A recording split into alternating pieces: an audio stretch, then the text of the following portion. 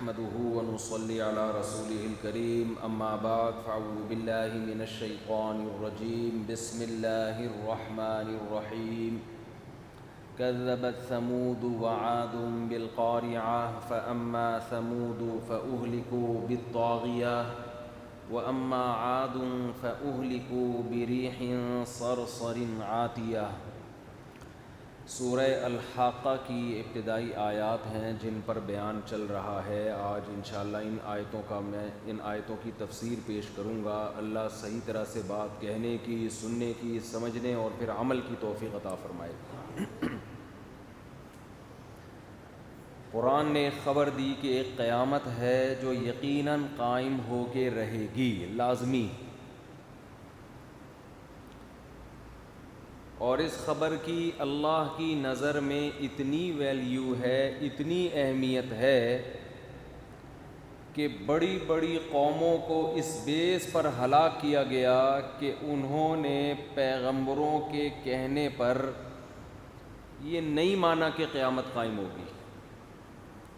پیغمبروں نے ان کو بتایا کہ تمہیں حساب و کتاب دینا ہے،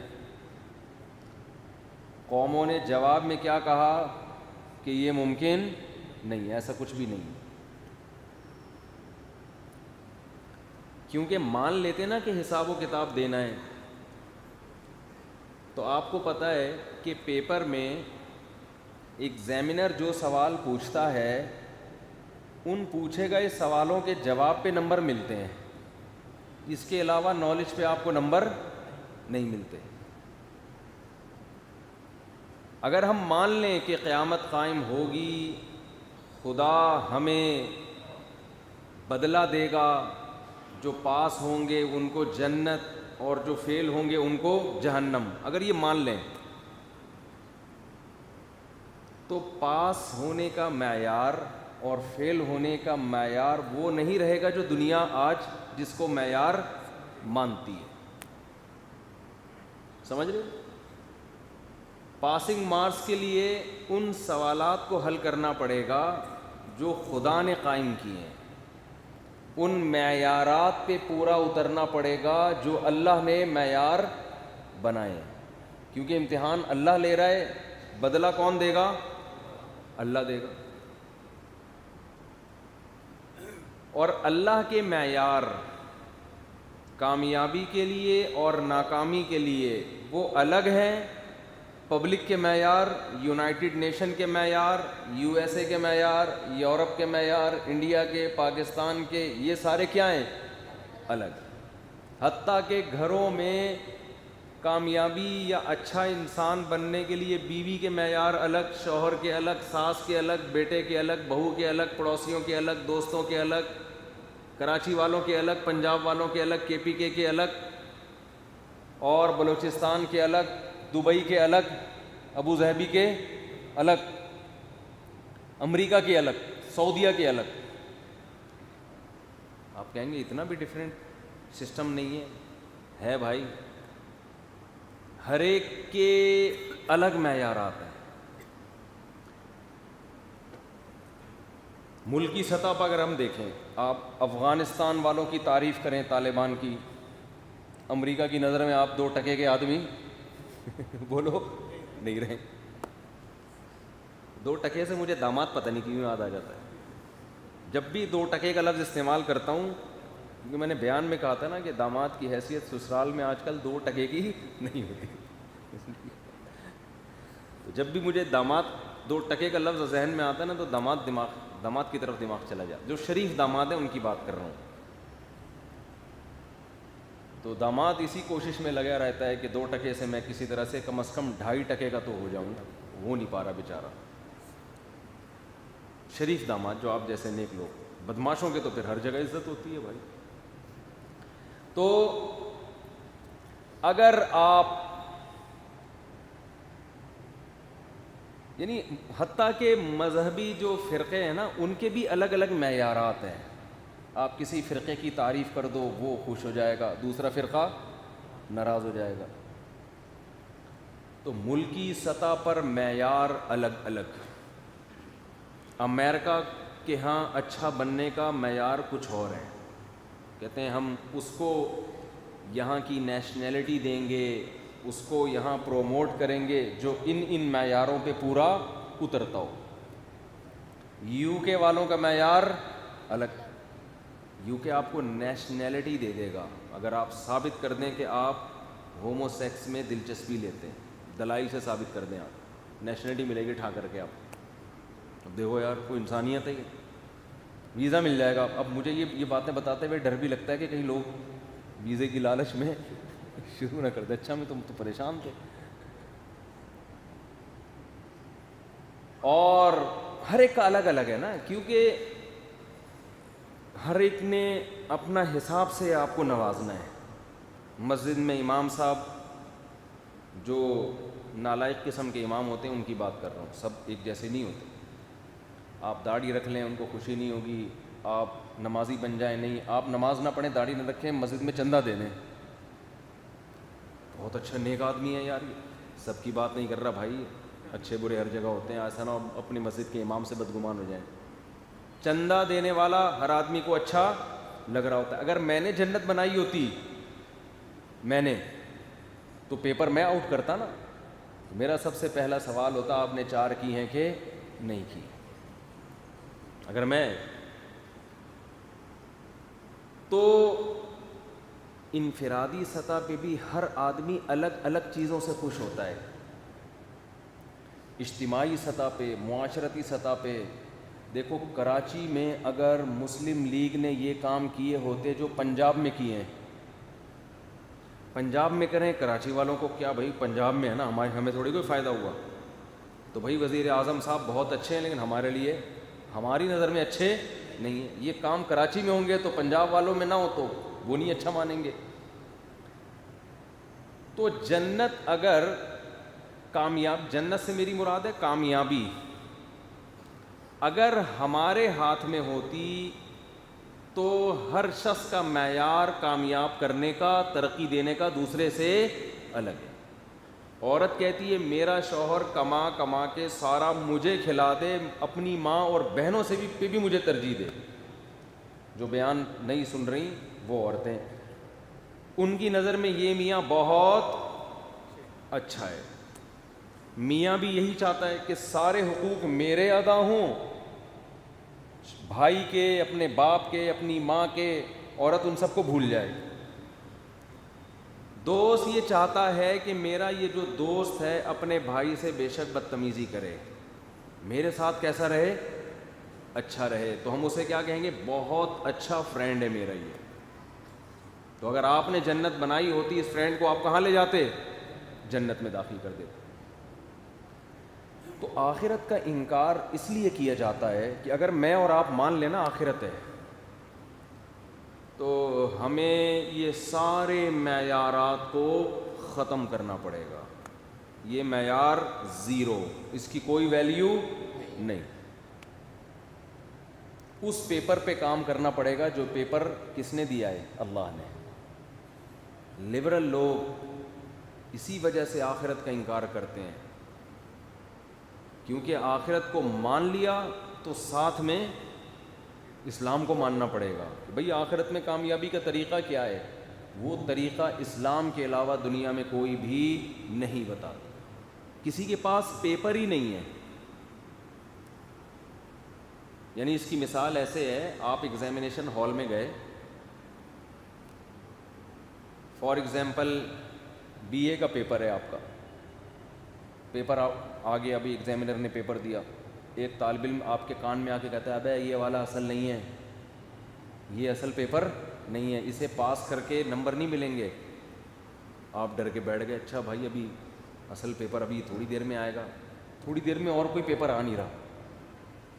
آپ انتظار کر رہے ہو یار اب پیپر آئے گا, اب پیپر آئے گا, اب پیپر آئے گا. 1 گھنٹہ گزر جائے گا. آپ کے پاس کتنے گھنٹے ہیں؟ ہمارے زمانے میں 3 گھنٹے ہوتے تھے, اب بھی 3 ہی چل رہے ہیں. پھرے کے لیے, نقل کے لیے 3 گھنٹے کافی ہوتے ہیں. اس میں بھی اگر آدمی چھاپ نہ سکے تو اس کا مطلب وہ کسی کام کا نہیں. یہ 3 گھنٹے جو گورنمنٹ نے دیے ہیں نا اس لیے تاکہ آپ طبیعت سے چھاپ سکیں. یہ ریسرچ ہے, 3 گھنٹے میں آدمی چھاپ سکتا ہے, پوچھ بھی سکتا ہے. کراچی میں تو یہی سسٹم ہے, باہر کا مجھے نہیں پتا. تو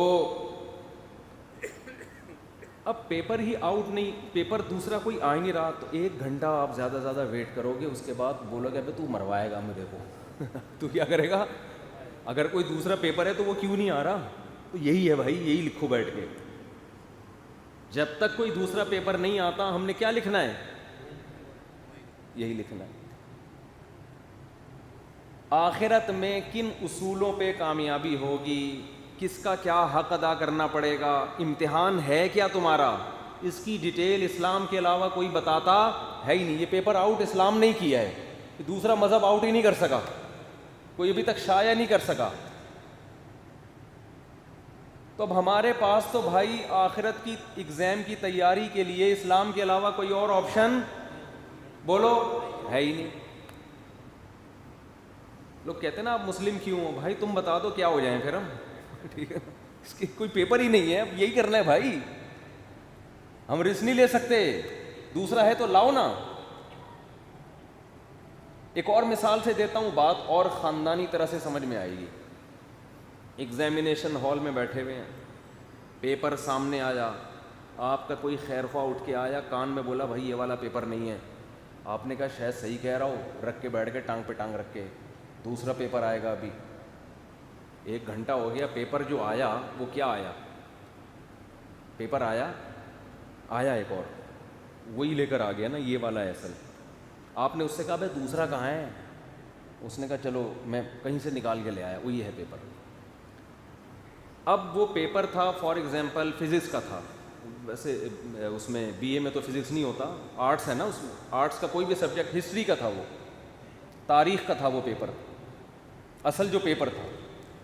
اور یہ جو آپ کے پاس پیپر آیا ہے اس میں ٹوٹل 2 سوال ہیں, حالانکہ کم سے کم 5-6 سوالات تو ہوتے ہیں نا, کم سے کم بھی مرے سے برے پیپر میں. اس میں سوال 1 یا 2, وہ 2 بھی اتنے عجیب و غریب کہ ان کا ٹاپک سے کوئی تعلق ہے ہی نہیں, لکھے ہوئے بھی عجیب سی رائٹنگ میں. وہ آپ کو پیپر کی اصل زبان ہی سمجھ میں نہیں آ رہی ہے, آپ کہہ رہے ہو ابھی اس کا ترجمہ کروا لے, وہ کہہ رہے ترجمہ یہاں اس ملک میں, شہر میں اس کا ترجمہ جاننے والا, اس زبان کا جاننے والا کوئی بھی نہیں ہے. اس پیپر کا ترجمہ ہم فلاں یونیورسٹی میں, اس اتنی قدیم زبان کا وہ پیپر ہے کہ وہ زبان ابھی موجود ہے ہی نہیں. وہ ٹھہر تو میں بھی فون کرتا ہوں, وہ سنا ہے کہ آکسفورڈ یونیورسٹی میں کوئی اس کے اسکالر موجود ہے جو یہ زبان سمجھتے ہیں, ان سے میں ٹرانسلیشن کرواتا ہوں. آپ کو ماتھا ٹھنکے گا نہیں کہ نہیں ٹھنکے گا, بھائی یہ کس قسم کا پیپر ہے بھائی, جو زبان میں ایسی ہے, جو زبانیں دنیا سے کیا ہو گئیں, ختم, اور اس کے ماہرین چیدہ کہیں 2-4 جگہ پائے جاتے ہیں. تو آپ بولو گے نا یار یہ ایگزامینر باولا ہو گیا ہے, پاگل ہو گیا, کس زبان میں بنا کے لے آیا, کیا خیال ہے, غلط تو نہیں کہہ رہا بھائی؟ ابے کوئی ایگزامینر جو امتحان لینے والا ہے کھوپڑی رکھتا ہے کہ نہیں رکھتا؟ ورنہ امتحان کیوں لے رہا ہے آپ کا؟ اتنی سینس تو ہونی چاہیے, جس زبان کو دنیا میں کوئی سمجھ ہی نہیں رہا ہے سوائے 4-6 لوگوں کے, اس زبان میں پیپر بنا کے دے دیا. اور جب آپ نے ترجمہ کروایا اس پیپر کا, اس سوالات کا, آپ نے بولا بھائی یہ ایسا ایک پیپر ہے جس کو ٹیچر بھی حل, جو اس سبجیکٹ کا جو ماہر ہے نا, جو اس کتاب کو پڑھاتا ہے, وہ بھی اس کو حل نہیں کر سکتا. اس میں ایک سوال ایک لکھا ہوا تھا کہ آپ کامیاب جب ہوں گے کہ اگر کوئی ایک تھپڑ مارے تو آپ دوسرا تھپڑ بھی آگے کر دیں, پھر آپ کے 100 نمبر. اتنا مشکل پیپر حل کر سکتے ہو آپ؟ بائبل میں یہی لکھا ہوا ہے کہ کوئی ایک تھپڑ مارے تو دوسرا بھی کیا کر دیں آپ. ابے کیا ہو گیا, میں تھپڑ مار تھوڑی رہا ہوں, آپ کو سمجھا رہا ہوں نا, تو بولو تو صحیح. ایک بائبل میں لکھا ہوا ہے کہ حضرت عیسیٰ کی تعلیمات ہے کہ ایک چماٹ کوئی مارے تو آپ دوسرا گال بھی آگے کر دیں, ٹھیک ہے نا, اتنے پولائٹ بن جائیں آپ. تو آپ بولو گے یہ لکھنے پر گورنمنٹ کی طرف سے کوئی پابندی نہیں ہے, لکھا ہوا بہت اچھا لگ رہا ہے, پریکٹیکل لائف میں یہ ممکن نہیں لکھنے. اور حضرت عیسیٰ نہیں لکھ سکتے ایسی بات, نہ کہہ سکتے, بعد میں ایڈیشن نہیں. ایگزامینر میں اتنی سینس ہوتی ہے کہ وہ پیپر میں لکھ کیا رہا ہے, باقی پورا پرچہ خالی پڑا ہوا ہے نا, اس میں کوئی ہدایات ہی نہیں ہے, کوئی لا ہی نہیں ہے, کوئی سوال ہی نہیں ہے کہ یہ کرو گے تو اس کے اتنے نمبر, یہ کرو گے تو. ایک پیپر آپ کے سامنے آیا, اس میں اور عجیب و غریب قسم کی چیزیں لکھی ہوئی ہیں نا. اب میں بہت زیادہ ڈیٹیل میں نہیں جا رہا, ہر مذہب والا میرا بیان سنتا ہے, پھر وہ کہیں گے ہمارے مذہب کا مذاق اڑا رہے ہو آپ. زیادہ ڈیٹیل میں جانا گورنمنٹ کی طرف سے پابندی ہے. خلاصہ یہ کہ آپ نے کہا یار ایک پیپر یہ ہے, تاریخ کا پیپر ہے, اتنا صاف ستھرا, اس میں پہلا سوال, دوسرا سوال, تیسرا سوال, چوتھا سوال, پانچواں سوال, اس میں یہ لکھا ہوا ہے یہ والا لازمی ہے, یہ آپشنل ہے, اس کے اتنے نمبر, یہ بیسک سوال ہے, اس کو حل کیے بغیر تو پاس ہی نہیں ہو سکتے. پاسنگ مارکس کے لیے کم از کم لازمی سوال بھی ہوتا ہے نا, یہ لازمی سوال ہے. تو وہ بڑا منقع اور بڑا تمیز سے اور ہر چیز اس میں نکھری ہوئی لکھی ہے. دوسرے پیپر جو آ رہے ہیں آپ کے پاس وہ ایسے ہیں کہ آپ کہتے ہو کہ یار یہ پیپر اس کی علامت ہے کہ بنانے والے کے پاس سینس تھی نہیں. تو آپ اس کو بولو گے تو مجھے مروا رہا ہے, جو آپ کو کان میں بول کر گیا تھا نا, جو آپ کو کان میں بول کے گیا تھا کہ یہ اصل پیپر نہیں ہے, اصل پیپر میں لے کر آ رہا ہوں. تو آپ جب لائے گا آپ بولو گے بھائی یہ دیکھنے سے لگ رہا ہے کہ یہ بی اے کا پیپر تو ہو نہیں سکتا. یہ اس کی وضع قطع بتا رہی ہے. اسلام کے علاوہ دنیا میں جو مذاہب ہیں نا ان کی اصل زبانیں ہی ختم ہو چکی ہیں. اصل زبانیں, آپ تورات اصل زبان میں سریانی یا عبرانی زبان میں ہے نا تورات اور انجیل, وہ جب آپ خدا کا پیغام اصل زبان میں پڑھو گے تو اس کے جاننے والے آپ کو مارکیٹ میں اتنے تھوڑے نظر آئیں گے کہ ان کا یہ بھی نہیں یقین کہ صحیح ترجمہ کر بھی رہے کہ نہیں کر رہے. وہ پیپر ایسی زبان میں ہے کہ پتہ ہی نہیں چلے گا. اور اسلام کی جو سرکاری زبان ہے وہ عربی ہے, ایسی خاندانی زبان, ایسی حفاظت ہوئی ہے. 20 ملکوں کی قومی زبان ہے عربی, 20 افراد کی نہیں, 20 ملکوں کی. اور جن ملکوں کی نہیں بھی ہے, جیسے پاکستان کی قومی زبان عربی نہیں ہے, اس میں بھی لاکھوں لوگ عربی جانتے ہیں, لاکھوں علماء, لاکھوں صلحاء. میری زبان عربی نہیں ہے لیکن میں قرآن A to Z الحمدللہ عربی میں سمجھتا ہوں. ایسے ہزاروں علماء, لاکھوں علماء. وہ پیپر اگر عربی میں آیا ہے تو اس کے ترجمے کرنے والے کروڑوں لوگ آپ کو معاشرے میں ملیں گے, لہذا اس ترجمے میں غلطی کا امکان نہیں ہے. کوئی کرے گا تو پکڑا جائے گا. اور ایک وہ زبان ہے جس کے ماہرین ہندوؤں کی جو ہے نا سنسکرت زبان ہے, اتنی مشکل ہے. میں ابھی قلات گیا تھا نا, ہندوؤں سے میں نے ایک سوال پوچھا تھا مہاراج سے. میں نے کہا آپ کے ہاں, کیونکہ ہم نے بچپن میں اللہ معاف فرمائے فلموں میں دیکھا تھا کہ وہ آگ کے گرد نا وہ جب شادی ہوتی ہے تو وہ پنڈت جی کچھ پڑھ رہے ہوتے ہیں, ہڑی ہاں بڑی ہڑا بڑی, جس طرح آواز آ رہی ہوتی ہے, کچھ بڑا اس طرح کی کچھ آواز آ رہی ہوتی. تو مجھے بچپن سے خواہش تھی اس کا ترجمہ ہونا چاہیے. ہو سکتا ہے گالیاں دے رہا, الو کے پٹھے تو کیا کر رہے, تجھے شرم نہیں آتی ہے بھائی. اور وہ بھی کہہ رہے الو کی پٹھی, سوچ لے ابھی بھی ٹائم ہے, بھاگ جائے یار. کوئی کچھ بھی کہہ سکتا ہے. اور ہو سکتا ہے کوئی نصیحتیں کر رہا ہو, تم دونوں بہت اچھے ہو, آپس میں مل جل کے رہنا, بیوی کو سمجھا رہا ہو ساس کا خیال رکھنا, شوہر کو سمجھا رہا ہو تم بھی اپنی ساس کا خیال رکھنا, اور اچھی خوشی زندگی. یہ بھی ہو سکتا ہے اور یہ بھی ہو سکتا ہے گالیاں دے رہا ہوں. وہ ایک امام صاحب جو تھے نا, تو میرا مقصد تھا وہ مہاراج سے میں یہ پوچھوں کہ وہ جو خطبہ پڑھتے ہیں پنڈت جی, جو ہم بچپن میں فلمیں دیکھ کے توبہ کر لی تھی الحمدللہ ہم نے, اللہ معاف فرمائے, تو پنڈت جی کیا پڑھتے ہیں اس کا ترجمہ مل جائے گا. لیکن میں نے کہا وہ کہیں ایسا نہ ہو فیل کر لیں کہ یار یہ کیا کر رہا ہے یہ. تو میں پھر بہت دبے دبے لفظوں, کیونکہ میرا مقصد تو یہ تھا کہ فسادات نہ ہو, ہندو مسلم محبت سے رہیں آپس میں. مذہبی اختلاف تو ہے لیکن لڑیں تو نہیں نا. میں تو وہ میسج لے کے گیا تھا کہ انڈیا کے مسلمان بھی اور وہاں کے ہندو بھی آرام سے تمیز سے محبت سے رہیں. لڑائی تو جہاں ہوگی فساد ہوگا, پھر نتیجہ تو کیا نکلتا ہے. تو میرا تو ایک, اب میں محبت کے جذبے سے گیا ہوں اور میں پنڈت جی سے یہ سوالات زیادہ شروع کر دوں تو ناراض نہ, وہ پنڈت نہیں مہاراج ناراض نہ ہو جائے کہیں. اس لیے میں نے پوچھا نہیں, لیکن دل بہت چاہ رہا تھا کہ یار میں نکاح کا خطبہ پڑھتا ہوں, مجمع میں 10-20 لوگ تو ہوتے ہیں جو خطبے کا مطلب ویسے ہی سمجھ رہے ہوتے ہیں, اور اگر سعودی عرب میں پڑھیں تو 100% لوگ سمجھ رہے ہوتے ہیں, 20 ملک ویسے ہی سمجھ رہے ہوتے ہیں. ہم جب نکاح کا خطبہ پڑھتے ہیں نا, بھائی میں نکاح کا کیا خطبہ پڑھتا ہوں, الحمدللہ نحمدہ ونستعینہ, کیا مطلب, تمام تعریفیں اس اللہ کے لیے ہیں, ہم اس کی حمد کرتے ہیں, اسی سے مدد طلب کرتے ہیں. ونعوذ باللہ من شرور انفسنا, ہم اپنے نفس کے شر سے پناہ مانگتے ہیں اللہ کی. ومن سیئات اعمالنا, اپنے برے اعمال کے شر سے بھی پناہ مانگتے ہیں. من یضلل اللہ فلا ہادی لہ, جسے اللہ گمراہ کر دے اسے کوئی ہدایت نہیں دے سکتا. ومن یہدہ فلا مضل لہ, جسے خدا ہدایت دے اسے کوئی گمراہ نہیں کر سکتا. کیسا خوبصورت کلام ہے نا, خطبے میں, نکاح کے خطبے میں پڑھا جاتا ہے. یہ ایک ایک چیز سمجھ میں آ رہی ہے. تو میں چاہ رہا تھا پنڈت جی آپ جو پڑھتے ہیں ہمیں بھی پتہ چلے آپ کیا پڑھ رہے ہیں, ان کو کیا سمجھا رہے ہیں آپ. ہم تو یہ سمجھا رہے ہیں, دولہا دلہن کو اس وقت بٹھا کے سمجھا رہے ہوتے ہیں انسان کے بچے بن جاؤ, صحیح ہے نا, اللہ کی حمد و ثنا کی, اس سے مدد مانگی, اللہ کے پاس ہدایت ہے, اسی سے ہدایت مانگو. پھر آگے خطبے میں کیا پڑھتے ہیں, چلو اس بہانے تھوڑا سا نکاح کا خطبہ بھی آ جائے آپ کے سامنے, تاکہ آپ لوگ کی جو شادیاں ہوئی ہیں آپ کو پتہ چلے آپ کو بتایا کیا گیا اس میں, ٹھیک ہے نا. پھر جو مسنون ہے آیت ہے, یا ایھا الناس اتقوا ربکم الذی خلقکم من نفس واحدہ, کیا خاندانی آیت ہے, مسنون ہے یہ خطبے میں. اے لوگو اس رب سے ڈرو جس نے تمہیں ایک آدم سے پیدا کیا. اب میاں بیوی کا ملاپ ہو رہا ہے نا, مرد اور عورت کا, ان کو یاد دہانی کرائی جا رہی ہے کہ سب سے پہلا ملاپ آدم اور حوا کا ہوا تھا. وہ بھی شادی تھی اور ایک آج شادی ہو رہی ہے. وہ خدا نے اپنی قدرت سے آدم کو پیدا کیا, ان کی پسلی سے حوا کو پیدا کیا. اس رب سے ڈرو. اصل میں تو وہ یہ ساری یہ جو میاں بیوی کی شادی ہے یہ بھی خدا کی قدرت کی ایک دلیل ہے. یہ قدرت اس وقت سے شروع ہوئی تھی جب آدم کو مٹی سے پیدا کیا اور ان کی زوجہ اماں حوا کو پیدا کر کے وَبَثَّ مِنْهُمَا رِجَالًا كَثِيرًا وَنِسَاءً, ان دونوں کے ملاپ سے اربوں کھربوں ان مردوں اور عورتوں کو زمین میں اس اللہ نے پھیلا دیا. یہ اس خدا کی قدرت ہے, اور اسی قدرت کا آج ایک نمونہ ہے یہ دولہا اور دلہن.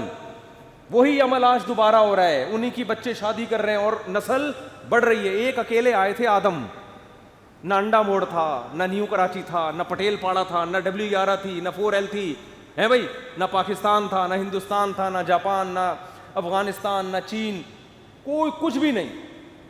نہ ساس نہ بہو کے جھگڑے, نہ مارکیٹیں, نہ حیدری کی مارکیٹ, ہے بھائی, نہ ہوٹلوں کے پراٹھے, نہ چائے, نہ نسوار, نہ پان, نہ گٹکا, کوئی ٹینشن نہیں. اکیلے آدم.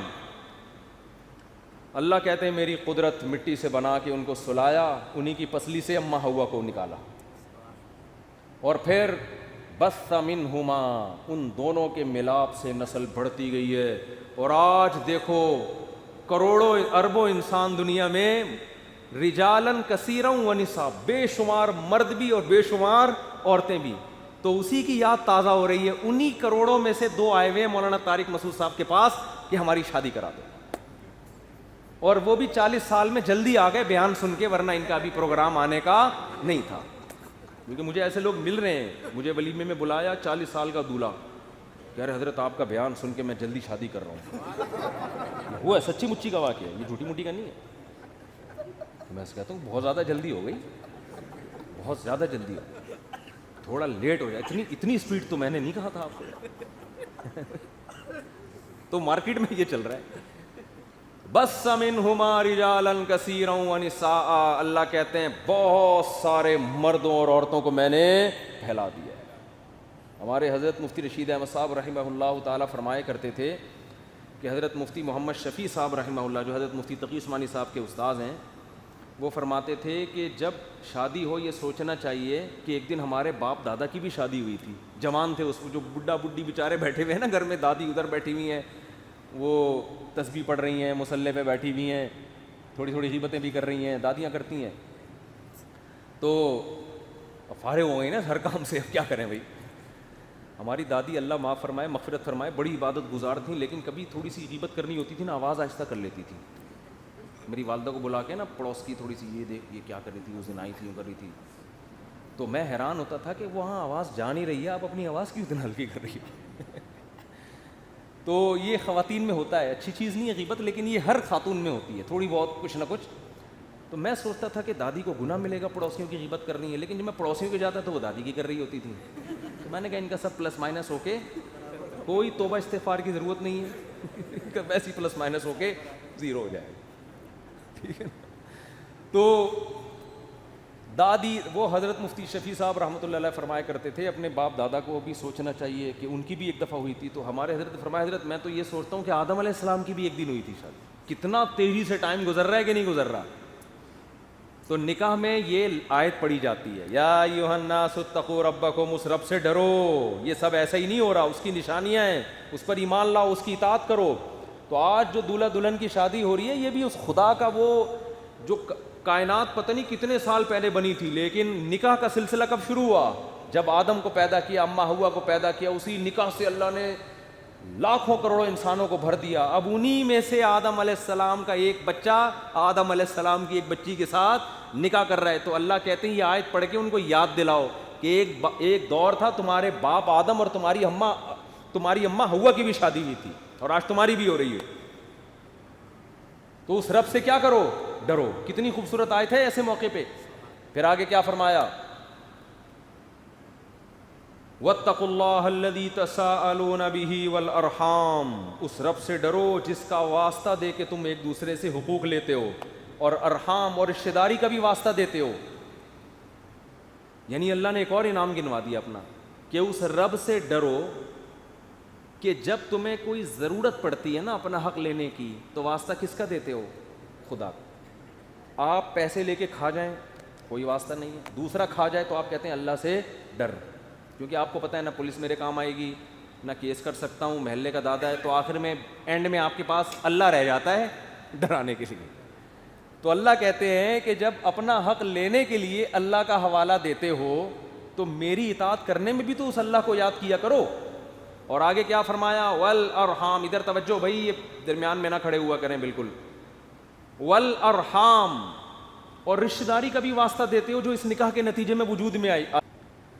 لوگ رشتوں کا خیال کرتے ہیں کہ نہیں کرتے؟ کسی نہ کسی حد تک تو کر رہے ہوتے ہیں. بھائی یہ میرا باپ ہے, یہ میری اماں ہے, یہ میری بیگم ہے, یہ میرا بچہ ہے, یہ میرا داماد ہے, یہ میری ساس ہے, یہ میرا بھائی ہے, یہ میری بہن ہے. تو ایک دوسرے کو واسطے دیتے ہیں کہ نہیں دیتے؟ بھائی تو باپ کہتا ہے بھائی تو بیٹا ہوں, میں تیرا باپ ہوں, تو اسی کا خیال کر لے. بیٹا میں تجھے کہہ رہا ہوں پانی پلا اور تو نہیں پلا رہا, تو باپ یہ تھوڑی کہے گا کہ میں ایک انسان ہوں.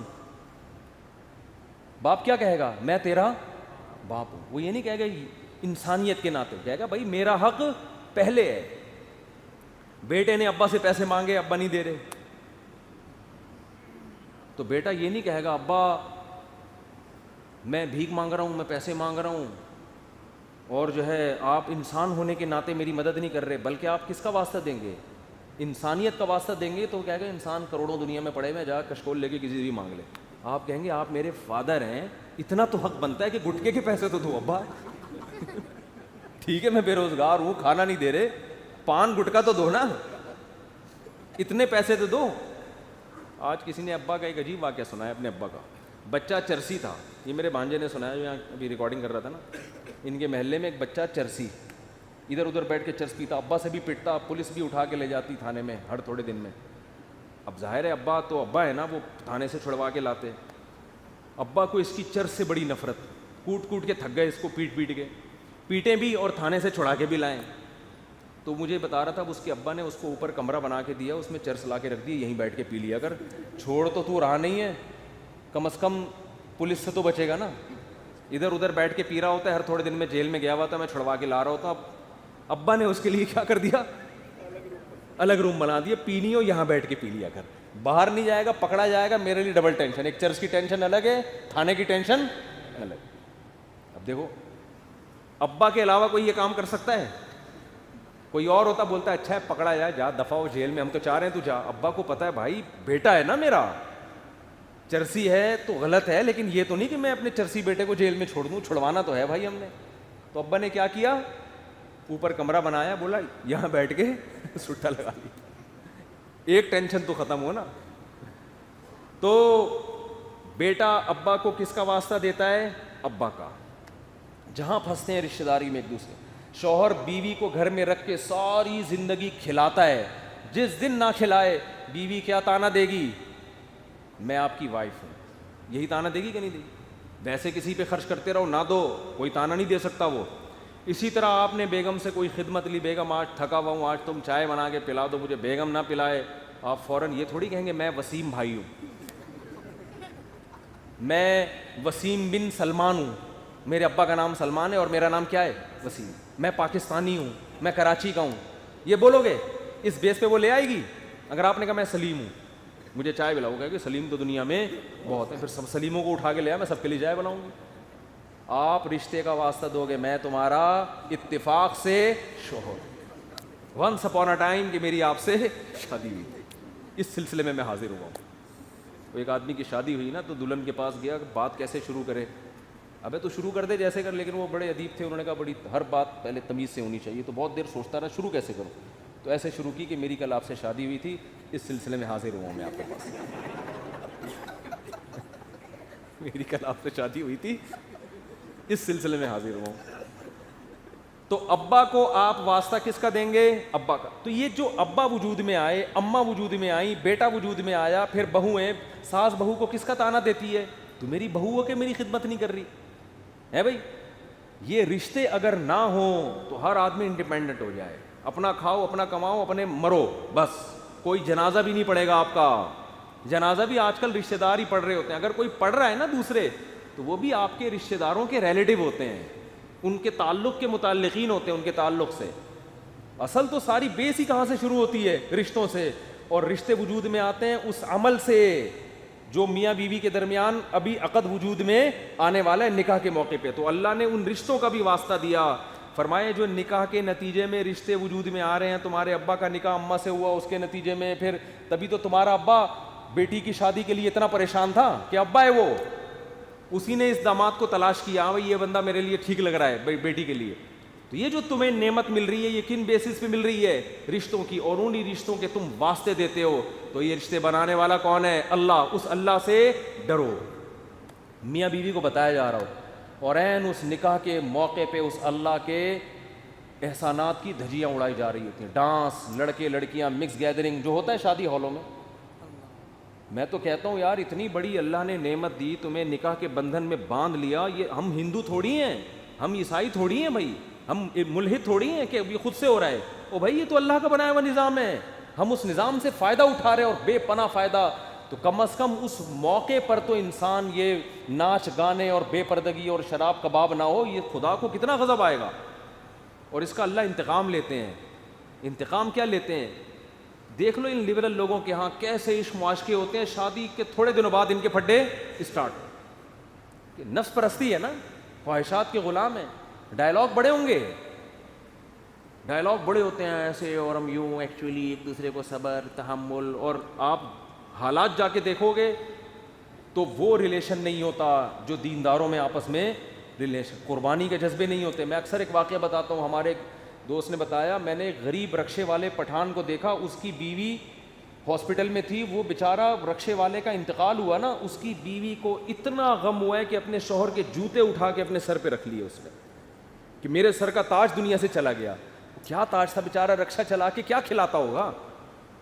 کتنی محبت. یہ محبتیں آپ کو فلموں ڈراموں میں تو نظر آئیں گی, لیکن ان فلمیں ڈرامے والوں کی جو پریکٹیکل لائف ہے اس میں نظر نہیں آئیں گی آپ, اس میں نظر نہیں آئیں گی آپ. لیکن رکشے والوں, ٹماٹر والوں کے ہاں یہ محبتیں آپ کو نظر نہیں آئیں گی, کہ ڈائلاگ نہیں ملیں گے آپ کو. لیکن جب آپ ان کے گھروں میں جا کے دیکھو گے تو اس سے زیادہ محبتیں نظر آئیں گی آپ کو. جو قربانی دے رہا ہے, جو خرچ کر رہا ہے, وفا ملے گی آپ کو, کیونکہ نفسانی خواہشات کے غلام نہیں ہوتے. خیر جلدی سے میں یہ خطبے کا ترجمہ کر کے پھر اپنے اصل ٹاپک پر آتا ہوں. جب ہو ہی گیا تو ایک دفعہ ہو ہی جائے گا. بہت سے لوگ کئی دفعہ پرچیاں دے چکے ہیں خطبے کا ترجمہ, جلدی جلدی. تو ہم کیا کرتے ہیں, واتقوا اللہ الذی تساءلون بہ الارحام. دولہا دلہن کو سمجھایا جا رہا تو انسان کے بچے بن جاؤ. یہ خطبہ ایسا ہے, آپ نیٹ پہ لکھو اس کا ترجمہ آ جائے گا. پنڈت جی کی الفاظ لکھو تو نیٹ بولے گا پتہ نہیں کیا بول رہا ہے بھائی, تو میری کچھ سمجھ میں نہیں آ رہا. صحیح ہے نا, وہ پنڈت جی سے ہی پوچھنے پڑیں گے. میں تو گیا تھا پنڈت جی سے پوچھنے کے لیے, بھائی کچھ بتاؤ, لیکن میں نے کہا وہ پھر ناراض نہ ہو جائیں. پنڈت مہاراج تھے وہ, پنڈت جی تھے بھی نہیں. پتہ نہیں مہاراج میں پنڈت جی میں کیا فرق ہوتا ہے. وہ ان کے مفتی اعظم ہوتے ہوں گے شاید پنڈت, اور مہاراج نارمل مولانا ہوتے ہوں گے, تو شاید یہ ہوتا ہو, واللہ عالم. خیر پھر اللہ نے کیا فرمایا, دوسری آیت جو پڑھی جاتی ہے, یا ایھا الذین آمنوا اتقوا اللہ وقولوا قولا سدیدا. ایمان والو اللہ سے ڈرو اور ہمیشہ سیدھی سیدھی بات کیا کرو. کیا کیا کرو؟ یہ نہیں کہ سچی بات. قولوا قولا صادقا نہیں کہا اللہ نے, قولوا قولا سدیدا. سدیدا کا مطلب سیدھی سیدھی, ٹیڑھی میڑھی آڑے ترچھے نہیں چل باتیں نہیں کیا کرو. اس سے فائدہ کیا ہوگا, یصلح لکم اعمالکم, تمہارے اعمال کو درست کر دے گا. یہ میاں بیوی کو سمجھایا جا رہا ہوتا ہے کہ ابھی سے نا سیدھی بات کرنا سیکھو. ٹوپیاں گھمانا, شوہر بیوی کو ٹوپیاں, بیگم میاں کو, پوری زندگی کس پہ چلتی ہے؟ ٹوپیوں پہ. سیدھی بات کرتے ہی نہیں. سسرال سے الگ آڑی ترچھی باتیں، سسرال والے داماد سے الگ، بیٹی سے الگ. گھروں میں جو آگ لگتی ہے وہ سیدھی باتیں کرنے سے لگتی ہے، آڑی ترچھی باتیں کرنے سے. جھوٹ پلوٹ گھماتے ہیں باتوں کو، صحیح بات ہی نہیں کرتے. تو اس سے کیا ہوتا ہے، اعمال خراب ہونا شروع ہو جاتے ہیں. جب آدمی کو پتہ ہوتا ہے نا مجھ سے کوئی پوچھے گا تو مجھے سچ بولنا پڑے گا، تو وہ کام ہی ایسا نہیں کرتا کہ جواب دہی ممکن نہ ہو اس کے لیے. تو یہ میاں بیوی کو تمیز سے نصیحت کی جاتی ہے. اور پھر حدیثیں پڑھی جاتی ہیں، النکاح من سنتی، نکاح میری سنت ہے. فمن رغب عن سنتی فلیس منی، جو میری سنت پہ نہیں چلے گا وہ مجھ سے نہیں ہوگا. دولہا کو حوصلہ افزائی کی، تو بیٹا زندگی میں پہلی دفعہ کوئی انسان ڈھنگ کا کام کر رہا ہے، تو نبی کی سنت کو بولتے کیوں نہیں بھائی، زندہ کر. اور اتفاق کی بات ہے دوسری شادی میں بھی یہی خطبہ ہے، تیسری میں بھی اور چوتھی میں بھی. کیا مطلب، دوسری میں بھی اس کو اپریشیٹ کیا جاتا ہے، سنت کر رہا ہے، تیسری میں بھی چوتھی میں بھی. سمجھتے؟ یہ ویسے ہی درمیان میں جنرل نالج کے لیے ایک بات آ گئی. میں آپ کو پتہ ہے اس ٹاپک پر آج کل بالکل بھی نہیں بولتا. تو آگے اللہ تعالیٰ کے آگے کیا حدیث میں ہے جو خطبے میں پڑھا جاتا ہے، قال النبی صلی اللہ علیہ وسلم تزوجوا الودود الولود فإنی مباہی بکم الامم. ایسی عورت سے نکاح کرو محبت کرے اور تمہیں اولاد زیادہ دے، میں قیامت کے دن تمہاری کثرت پہ فخر کروں گا. میاں بیوی کو سمجھایا جاتا ہے نسل مت روکنا، تمہارا ملاپ پائیدار، کامیاب، خوشیوں بھرا اور آخرت میں ترقی کا سبب جبھی ہو سکتا ہے جب تم دونوں اولاد کی کثرت چاہو. شروع میں ہی چاہتے ہیں کہ ہمارے اولاد نہ ہو، اس کی بھی نفی کی گئی. اور کیا پڑھا جاتا ہے خطبے میں، وقال النبی صلی اللہ علیہ وسلم تزوجوا ولا تکونوا کرہبان النصارى، نکاح کرو عیسائیوں کے پادریوں کی طرح نہ بنو. میں بھی جب قلات میں گیا نا، دو مہاراج سے ملاقات ہوئی، دونوں کی شادی نہیں ہوئی تھی. ایک تو ینگ تھے ذرا، دوسرے تھوڑے ایجڈ تھے، ان کا انٹرویو نہیں آیا. تو وہ بھی نہیں، اتنے بڑی عمر کے ہو گئے، ان کے بچے گھوم رہے ہیں وہاں. میں نے بار بار پوچھا یہ بچے آپ کے ہیں؟ کہنے نہیں میرے نہیں ہیں. پھر میں نے پوچھا یہ بچے آپ کے ہیں؟ کہنے میرے نہیں ہیں. بھائی میں نے تو شادی نہیں کی. ایک دم میرے شوق ہوا. میں نے کہا بھائی مہاراج کیا کر رہے ہو؟ اس میں پرانے کوئی ڈائلاگ یاد ہے نا، وہ مہاراج اس طرح کے ایک دم اسٹائل سے آتا تھا، وہ مہاراج. تو میرے منہ سے ایک دم مہاراج آپ اپنی ایج دیکھو تو کیسے ہی گزارا ہو رہا ہے. تو انہوں نے کہا بھائی ہم جو مندر کے لیے قربانی دیتا ہے نا، پھر اپنے پرانے والے مہاراج کی انہوں نے مجھے تصویر دکھائی، یہ میرے پیر تھے، ان کا میں نائب بنا تھا. تو جو اپنے آپ کو مندر کی خدمت کے لیے وقف کر دیتا ہے، شادی نہیں کرتا کہ بس مندر کی خدمت ہی کرنی ہے، وہ پھر اس مندر کا مہاراج بنتا ہے. تو ان کا مذہب ہوگا، میں ان پہ طنز نہیں کر رہا، وہ ان کا جو مذہب ان کو سکھاتا ہے. میں نے ان سے کہا لیکن مجھے تو موقع مل گیا. میں نے کہا آپ کا مذہب آپ کو یہ کہتا ہے کہ آپ شادی نہ کریں، ہمارا مذہب ہمیں یہ کہتا ہے کہ من رغب عن سنتی فلیس منی. نبی نے فرمایا جو نکاح نہ کر کے میری سنت سے اعراض کرے گا اس کا مجھ سے کوئی تعلق نہیں. اور حبب الی النساء والطیب، نبی نے فرمایا دنیا میں دو چیزیں محبوب ہیں، ایک نکاح کی کثرت اور ایک خوشبو. تو ہمارے نبی تو بالکل اس کے اپوزٹ چلے ہیں، بالکل اس کے برعکس. تو یہ نہیں کہ نکاح کرنا ہے، کثرت نکاح کی ترغیب ہے. میں نے کہا ہم تو رہبانیت کے بالکل اگینسٹ چلتے ہیں. تو مجھے اس وقت وہ حدیث سمجھ میں آئی کہ آپ عیسائی بھی یہ کرتے تھے، پادری نکاح نہیں کرنا. تو ہمارے نبی نے فرمایا تم نے ان کو فالو نہیں کرنا، نہ ہم تو کثرت سے. تو مجھے لگ رہا تھا وہاں بیٹھ کر کہ یہ جو مہاراج ہیں، وہ مہاراج کے چہرے پر نا افسردگی کے آثار تھے.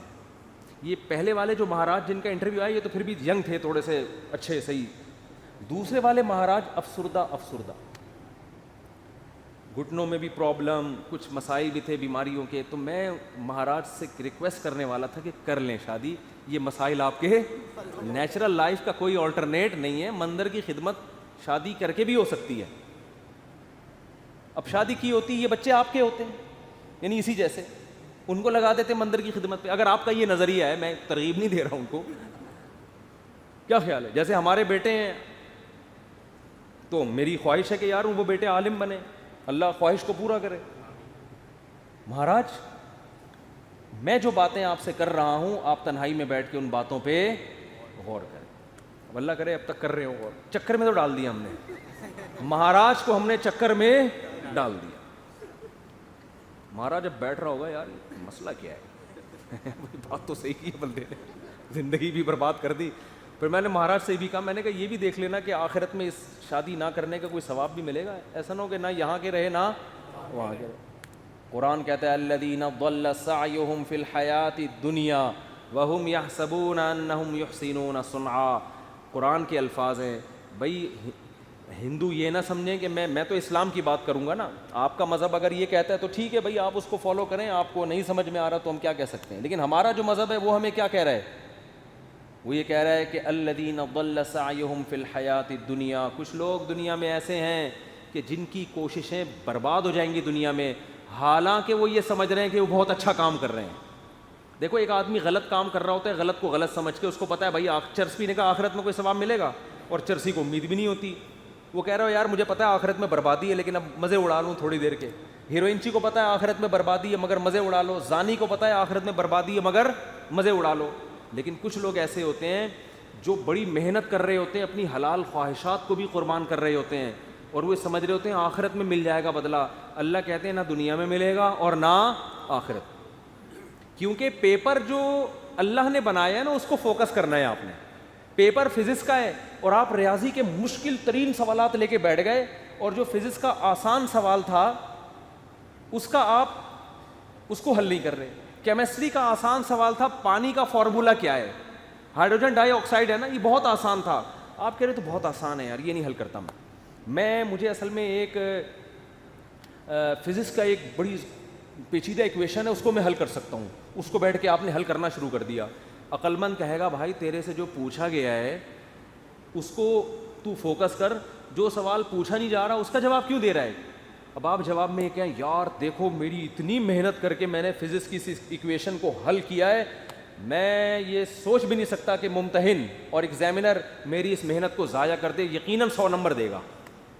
اس سے کیا ہے 100 نمبر تجھے ہائیڈروجن ڈائی آکسائڈ لکھ دیتا مل جاتا ہے، آپ کے اتنے آسان سوال کے 100 نمبر نہیں ہو سکتے۔ یہ دلیل صحیح ہوگی؟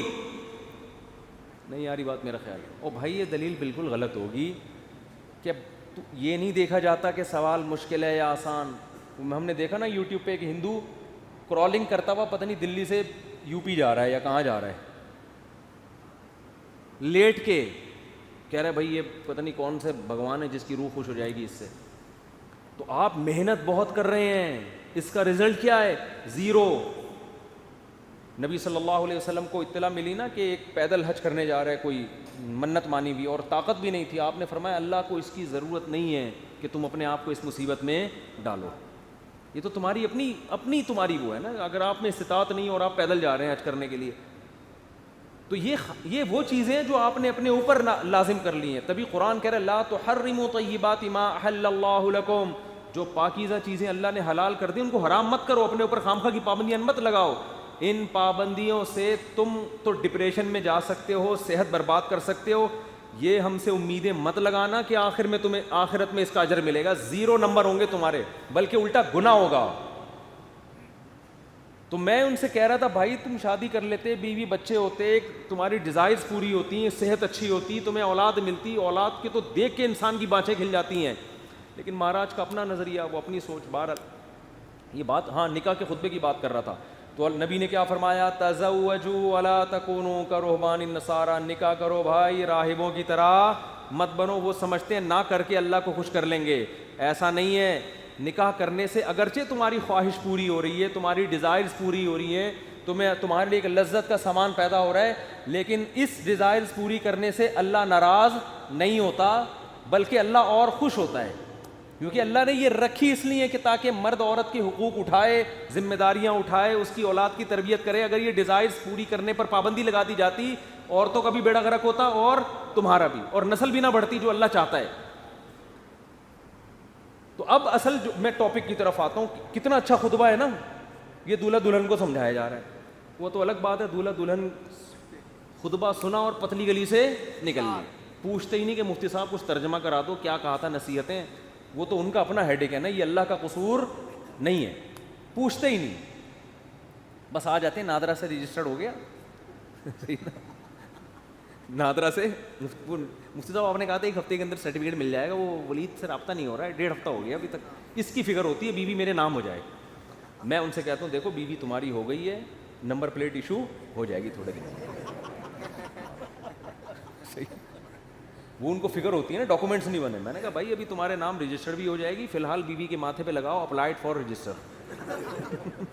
یعنی یہ بک ہو چکی ہے, اب اس سے کوئی اور شادی کی کوشش نہ کرے, یہ لکھ دو اس پہ. اگر بہت زیادہ آپ کو خطرہ ہے نا بھاگ نہ جائے, کہیں نہیں بھاگے گی انشاءاللہ. اور اگر سلوک اچھا نہیں ہے تو رجسٹر ہونے کے بعد بھی بھاگ جائے گی, ہوتا ہے ایسا. تو وہ نادرہ کے کاغذ لے کے گھومتے رہو گے. جیسے میں اب تک وہ ٹھپے لے کے سبزی والا جو پیسے لے کے بھاگا ہے نا, اس کے انگوٹھے لے کے 6 سال تک گھومتا رہا میں. انگوٹھا ابھی بھی رکھا, میں نے پھاڑ کے پھینک دیا. میں نے کہا یار انگوٹھے پہ تو کیس ہو نہیں سکتا, دل تو چاہ رہا تو اس انگوٹھے کو پکڑ کے لگاؤں میں کھینچ کھینچ کے. تو یہ کاغذات دھرے کے دھرے رہ جاتے ہیں. تو پیپر ایسی چیز میں, تو پنڈت جی جو خطبہ پڑھتے ہیں, میں کوشش میں ہوں کہ سنسکرت زبان, یہ لفظ کیا ہے, سنسکرت زبان ہے نا, اس کا ترجمہ کہیں سے ملے, سمجھ میں نہیں آ رہا. پھر میں برما گیا, وہاں اذان, جو بدھسٹ ہیں ان کی اذان ہو رہی تھی, پیغام. وہ اذان پورے شہر میں کسی کے سمجھ میں نہیں آتی, اس کا مفہوم کیا ہے. زبانیں ایسی ہیں جن میں پیپر آؤٹ ہو رہے ہیں نا, وہ زبانیں ختم. وہ فجر کی ان کی اذان ہوتی تھی, فجر سے پہلے وہ پتہ نہیں کیا بدھسٹ زبان میں ہوں کر کے چل رہا ہوتا تھا. میں کہہ رہا بھائی کیا ہو رہا ہے بھائی, یہ کیا مطلب ہے. اس سے پوچھا کہہ رہے ہیں یہ ان کا جو بدھسٹ کا جو بڑا ہے نا, اس کے علاوہ کسی کو سمجھ میں نہیں آتا. میں نے کہا چلو کسی بڑے سے ملتے ہیں. تو میں نے وہ جو میرے ابراہیم صاحب ہیں, بڑے اچھے میرے دوست ہیں, جن کی انویٹیشن پہ برما گیا میں. تو میں نے کہا آپ تو یہیں کے, وہ ان کے مسائل نہ کھڑے ہو جائیں کہیں. ابراہیم تو بہت سارے ہیں, کسی بھی بلی ڈال دیں گے ہم ان کو بچا کے. تو میں نے ابراہیم بھائی سے کہا, میں نے کہا مجھے ان کے جو اذان دے رہے ہیں نا فجر میں, چلو چلتے ہیں, ان کی جو بھی اذان ہے اس کو پکڑتے ہیں جاتے, اس سے میں پوچھتا ہوں تو کیا بول رہا ہے. انہوں نے کہا وہ ٹیپ ریکارڈ رکھا ہوا ہے, ریکارڈنگ چلتی ہے. بندہ تھوڑی دیر میں ہماری اذان کی آواز آئی, اللہ اکبر اللہ اکبر, کیا زبردست, پوری دنیا میں سب کی سمجھ میں آ رہا ہے اس کا مطلب کیا ہے. اللہ سب سے بڑا ہے, اللہ سب سے بڑا ہے. پھر اللہ اکبر, اللہ کو اس میں اتنا مزہ آتا ہے, اللہ کہتا ہے دوبارہ کہے, ابھی سمجھ میں نہیں آیا ان کے. اللہ اکبر اللہ اکبر, اشہد ان لا الہ الا اللہ. یہ جو ہندوؤں کے مندروں میں بھگوان رکھے ہوئے ہیں یہ معبود نہیں ہے, یہ تو ہاتھوں سے تراشے ہوئے ہیں. عیسائی حضرت عیسیٰ کو الہ کہتے ہیں, نا عیسیٰ تو کھاتے بھی تھے اور پیتے بھی تھے, مریم کے پیٹ سے پیدا ہوئے ہیں, خدا پیدا نہیں ہو سکتا. اور پتہ نہیں کسی نے سورج کو بنایا ہوا, سورج کی پرستش, کوئی آنکھ کی پرستش, لا تسجدوا للشمس ولا للقمر. کیسا تلوار چلی ہے قرآن کی شرک کے خلاف. نہ سورج کو سجدہ کرو اس کے حسن کو دیکھ کے, ہاں ہم مانتے ہیں بڑا حسین ہے, چاند کو دیکھ کے اس کو سجدہ مت کرو, ہم مانتے ہیں بڑا حسین ہے. اللہ جب اتنا حسین ہے تو سجدہ کیوں نہ کریں. فرمایا واسجدوا للہ الذی خلقہن, اس کو کرو جس نے اس حسین کو پیدا کیا, وہ اس سے زیادہ حسین ہے. یہ خود تھوڑی بنے, ان کو تو بنایا ہے کسی نے. کیسی آیتیں آج کروڑوں لوگوں کو سمجھ میں آ رہی ہیں, ان کا مطلب بھی ان کا مفہوم بھی. اشہد ان لا الہ الا اللہ, میں گواہی دیتا ہوں اس خدا کے, اللہ کے سوا کوئی معبود نہیں ہے. اشہد ان محمد الرسول اللہ, میں گواہی دیتا ہوں کہ محمد خدا نہیں ہے, اس کے بھیجے ہوئے پیغمبر ہیں, اس کے سفیر ہیں, میں گواہی دیتا ہوں. اور یہ اذان آج خود گواہی دے رہی ہے کہ واقعی وہ سچے پیغمبر تھے, کہ جو دعوت دے کر گئے ہیں 1400 سال کے بعد بھی ایک حرف کی تبدیلی کے بغیر وہ اناؤنسمنٹ اسی طرح ہو رہی ہے جس طرح بلال حبشی کو نبی صلی اللہ علیہ وسلم نے اذان سکھائی تھی.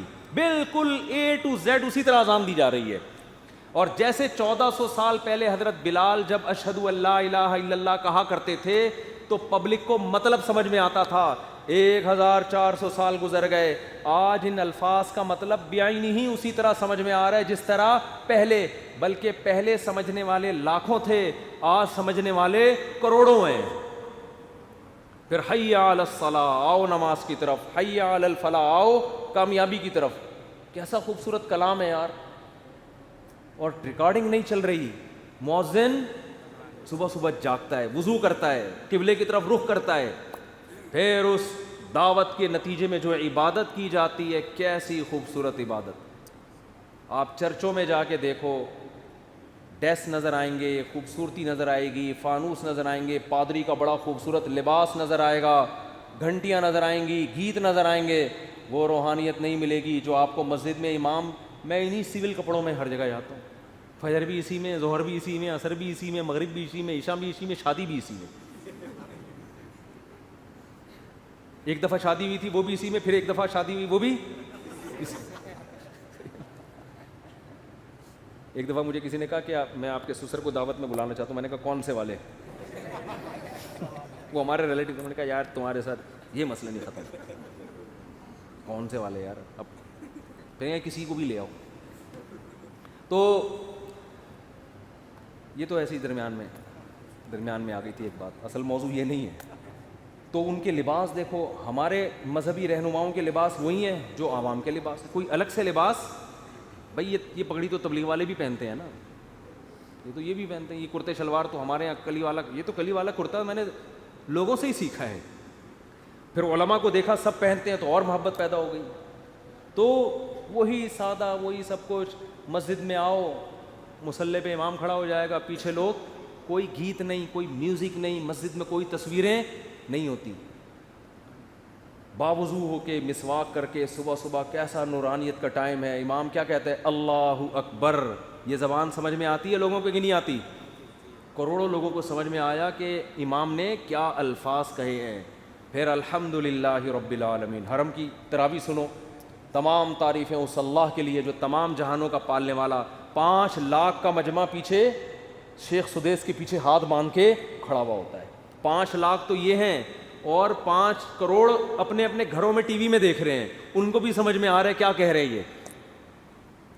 زندہ زبان. تو یہ ایسا پیپر ہے جس کا ایک ایک لفظ سمجھ میں آ رہا ہے. اگر آپ کو نہیں آ رہا تو آپ سینکڑوں لوگوں سے پوچھ سکتے ہو، میچ کر سکتے ہو. سمجھ میں آ رہی ہے بات؟ تو یہ پیپر ہے جو اناؤنس ہوا ہے. اس کے علاوہ جو پیپر اناؤنس ہوئے ہیں آخرت میں تیاری کے لیے، ان کی زبانیں ایسی ہیں کہ پنڈت جی سے پوچھتے ہوئے ڈر لگ رہا ہوتا ہے کہ تھپڑ نہ مار دیں گے کہ کیا پوچھ رہے ہیں مجھ سے. تو پنڈت جی تو خطبہ پڑھ رہے تھے نا بڑے زبردست. تو مجھے نہیں سمجھ میں آتا بھائی تم کیا کر رہے ہو، ان کو پیسے کم دے رہے ہیں تمہیں، اس پہ غصہ دلا رہے ہو یار، پوری فیس دینا بھائی. وہ پہ میں لطیفہ سنا رہا تھا ایک چٹکلا.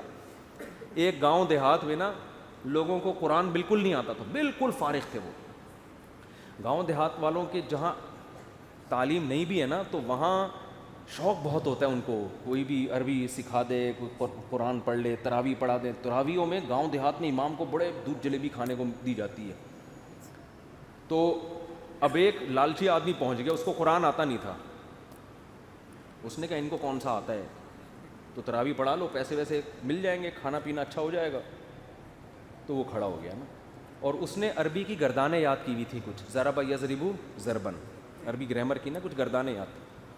نماز میں شروع کر دی، ضرب ضرب ضرب ضرب ضربتا ضربنا ضربتا ضربتما ضربتم ضربتی ضربتما ضربتن ضربت ضربنا یضرب یضربان یضربون تضرب تضربان یضربن تضرب تضربان تضربون تضربین تضربان تضربان. یہ میں گردانیں سنا رہا ہوں آپ. اضرب نضرب ضرب یضرب ضربا فوضارب وضرب یضرب ضربا فذاك مضروب لم یضرب لم یضرب لا یضرب. ہم نے رٹا لگا کے یاد کی تھی نا، لا یضرب لا یضرب لن یضرب لن یضرب الامر بالمعروف یضرب لتضرب یضرب لیضرب والنهي عنه لا تضرب لا تضرب لا یضرب لا یضرب. الظرف من مضرب مضربان مضربین مضارب مضرب والآلة منه مضربة مضربتان مضربتين مضارب مضربة. یہ آلہ وسطی کی ہے.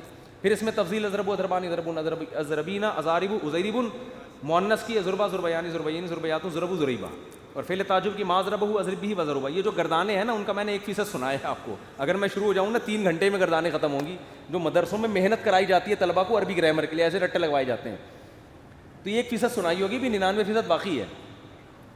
تو اس نے کیا کیا، گردانیں پڑھنا ضرب ضربا ضرب ضرب ضرب. پیچھے پبلک تو ہے یار بڑا پکا یاد ہے، قرآن بڑا پکا یاد ہے. ایک اتفاق سے حافظ آ گیا پیچھے، اس کو نہیں پتا تھا پیچھے ایک حافظ آ گیا. حافظ نے اس کو لقمہ دینا شروع کیا. تو یہ حافظ کو کہتا ہے اسکت، چپ ہو جا، نصف لی و نصف لک. جب تراویح کے بعد پیسے ملیں گے آدھے آدھے کر لیں گے.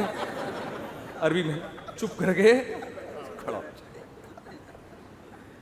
تو بھائی جب کسی کو زبان ہی نہ آئے تو آپ کچھ بھی پڑھ لو. تو اب ہم ہندوؤں سے پوچھتے ہیں بھائی جو آپ نکاح میں خطبہ اپنا پڑھتے ہو تھوڑا سا ترجمہ کر کے ہمیں بتا دو، یا ہمیں نہیں ہندوؤں کو ہی بتا دو، تاکہ ہندو جب شادی کرنے کے لیے آئیں ان کو پتا ہو پنڈت جی ہمیں کیا کیا ہوگی. زبان تو ہے بہرحال، ترجمہ بھی ہوگا. وہ گالیاں والی نہیں، تو میں مذاق کر رہا ہوں. کوئی ہندو پنڈت جی کو اس سے تکلیف ہوئی تو بھائی معذرت، میری تو عادت ہے، میں تو مسلمان مولاناؤں پہ بھی فٹ کر دیتا ہوں نا ایسی چیزیں. تو ہم تو اس کی عادت ہے، مقصد کسی کی توہین نہیں ہے. تو زندہ زبان ہے 1400 سال پہلے بھی اور 1400 سال کے بعد. اتنی قدیم زبان کوئی اب تک محفوظ نہیں ہے. حتیٰ کہ ایک انگریز نے یہ بات لکھی ہے کہ اگر کوئی اپنی ریسرچ کو ہزاروں سال کے لیے محفوظ رکھنا چاہتا ہے کہ جیسے آج اگر میں کوئی کتاب لکھوں تو 1000 سال کے بعد بھی ایسے سمجھی جائے جیسے آج, تو ایسے سائنٹسٹ کے پاس, ایسے فلاسفر کے پاس, ایسے اسکالر کے پاس عربی زبان کے علاوہ کوئی اور آپشن نہیں ہے. بات آ رہی ہے سمجھ میں؟ اس نے کہا جو آج انگلش ہے 100 سال کے بعد چینج. یہی وجہ ہے کہ آج سے 150-200 سال پرانی انگلش کی کتابیں آج کے امریکنز کو, جو بچے ہیں نا, ان کو سمجھ میں نہیں آتی, اور آج کی انگلش 200-250 سال کے بعد نہیں آئے گی. آج 100 سال پرانی اردو اٹھا کے لاؤ, بہت سے لوگوں کو سمجھ میں نہیں آئے گی بھائی کیا کہہ رہے ہیں, بھائی یہ مرزا غالب کے کوئی رشتہ دار لگ رہے ہیں. آج سے 100 سال کے بعد اردو اور زیادہ چینج ہو چکی ہوگی. عربی میں ہم جو کتابیں طلبہ کو پڑھاتے ہیں وہ شروع ہی 1200-1300 سال پرانی شروع ہوتا ہے نصاب, بالکل ایسے سمجھ میں آتا ہے 2 اور 2 4 کی طرح. حتیٰ کہ نبی صلی اللہ علیہ وسلم کے والد اگر آج آ جائیں زندہ ہو کے اور وہ گپ شپ کریں, لوگوں سے کلام کریں, ان کی بات کو سمجھنے والے ہزاروں نہیں, لاکھوں نہیں, کروڑوں لوگ ہوں گے کہ یہ کیا کہہ رہے ہیں. لیکن اس دور میں زبان والا شخص آج آ جائے, ایک بندہ بھی آپ کو شاید نہ ملے جو اس کا مطلب سمجھ رہا ہو کہ یہ کیا بول رہا ہے. کچھ شاید کوئی یونیورسٹی میں کچھ چند اسکالرز ہوں جنہوں نے قدیم زبانوں پہ محنت کی ہوئی ہے, وہ بھی چند ایک لوگ ہوں گے. تو بھائی آخرت پر اگر آپ یقین کرو گے, آخرت پر مانو گے کہ آخرت ہے, تو آپ کے پاس اسلام کے علاوہ آخرت کی تیاری کرنے کے لیے اسلام کے آپشن کے علاوہ کوئی آپشن ہے ہی نہیں. کیونکہ پیپر جس زبان میں سمجھ میں آتا ہے وہ اسلام نے ہی آؤٹ کیا ہے, اور پیپر کا جو طرز تحریر ہے اور جو اس میں سوالات ہیں وہ سوالات بتا رہے ہیں کہ یہ واقعی کسی سمجھدار نے, کسی ایسی ذات نے اناؤنس کیا ہے جو پیپر بنانے کی اہل ہے. اس میں سوالات بھی متعین, جواب بھی بتا دیا, اور ایسے جوابات ہیں جو فطرت کو اپیل بھی کرتے ہیں, نیچر کو اپیل کرتے ہیں. میں ایک سادہ سی داڑھی کی مثال دیتا ہوں. دنیا میں بالوں کے بارے میں نا 2 قسم کی قومیں ہیں. ایک قوم کیا ہے, وہ کہتے ہیں بال جو ہے نا یہ نیچر کے خلاف ہے, جب ہم پیدا ہوتے ہیں تو بال نہیں ہوتے. ایسے بھی ملیں گے آپ کو دنیا میں مذہبی لوگ, لہذا وہ کہیں کے بال رکھتے ہی نہیں, ٹرنڈ کرواتے ہیں, اپنی آئی بروز کو صاف کرتے ہیں, پلکوں کو کاٹ لیتے ہیں, بالکل مجرد, پلکیں نہیں کاٹتے. وہ کہتے ہیں یہ تو پیدائشی ہیں, یعنی بالکل عجیب سے ہوتے ہیں. آپ دیکھو گے تو آپ کو لگے گا یہ مریخ سے آیا ہوا انسان ہے, یہ یہاں کا نہیں.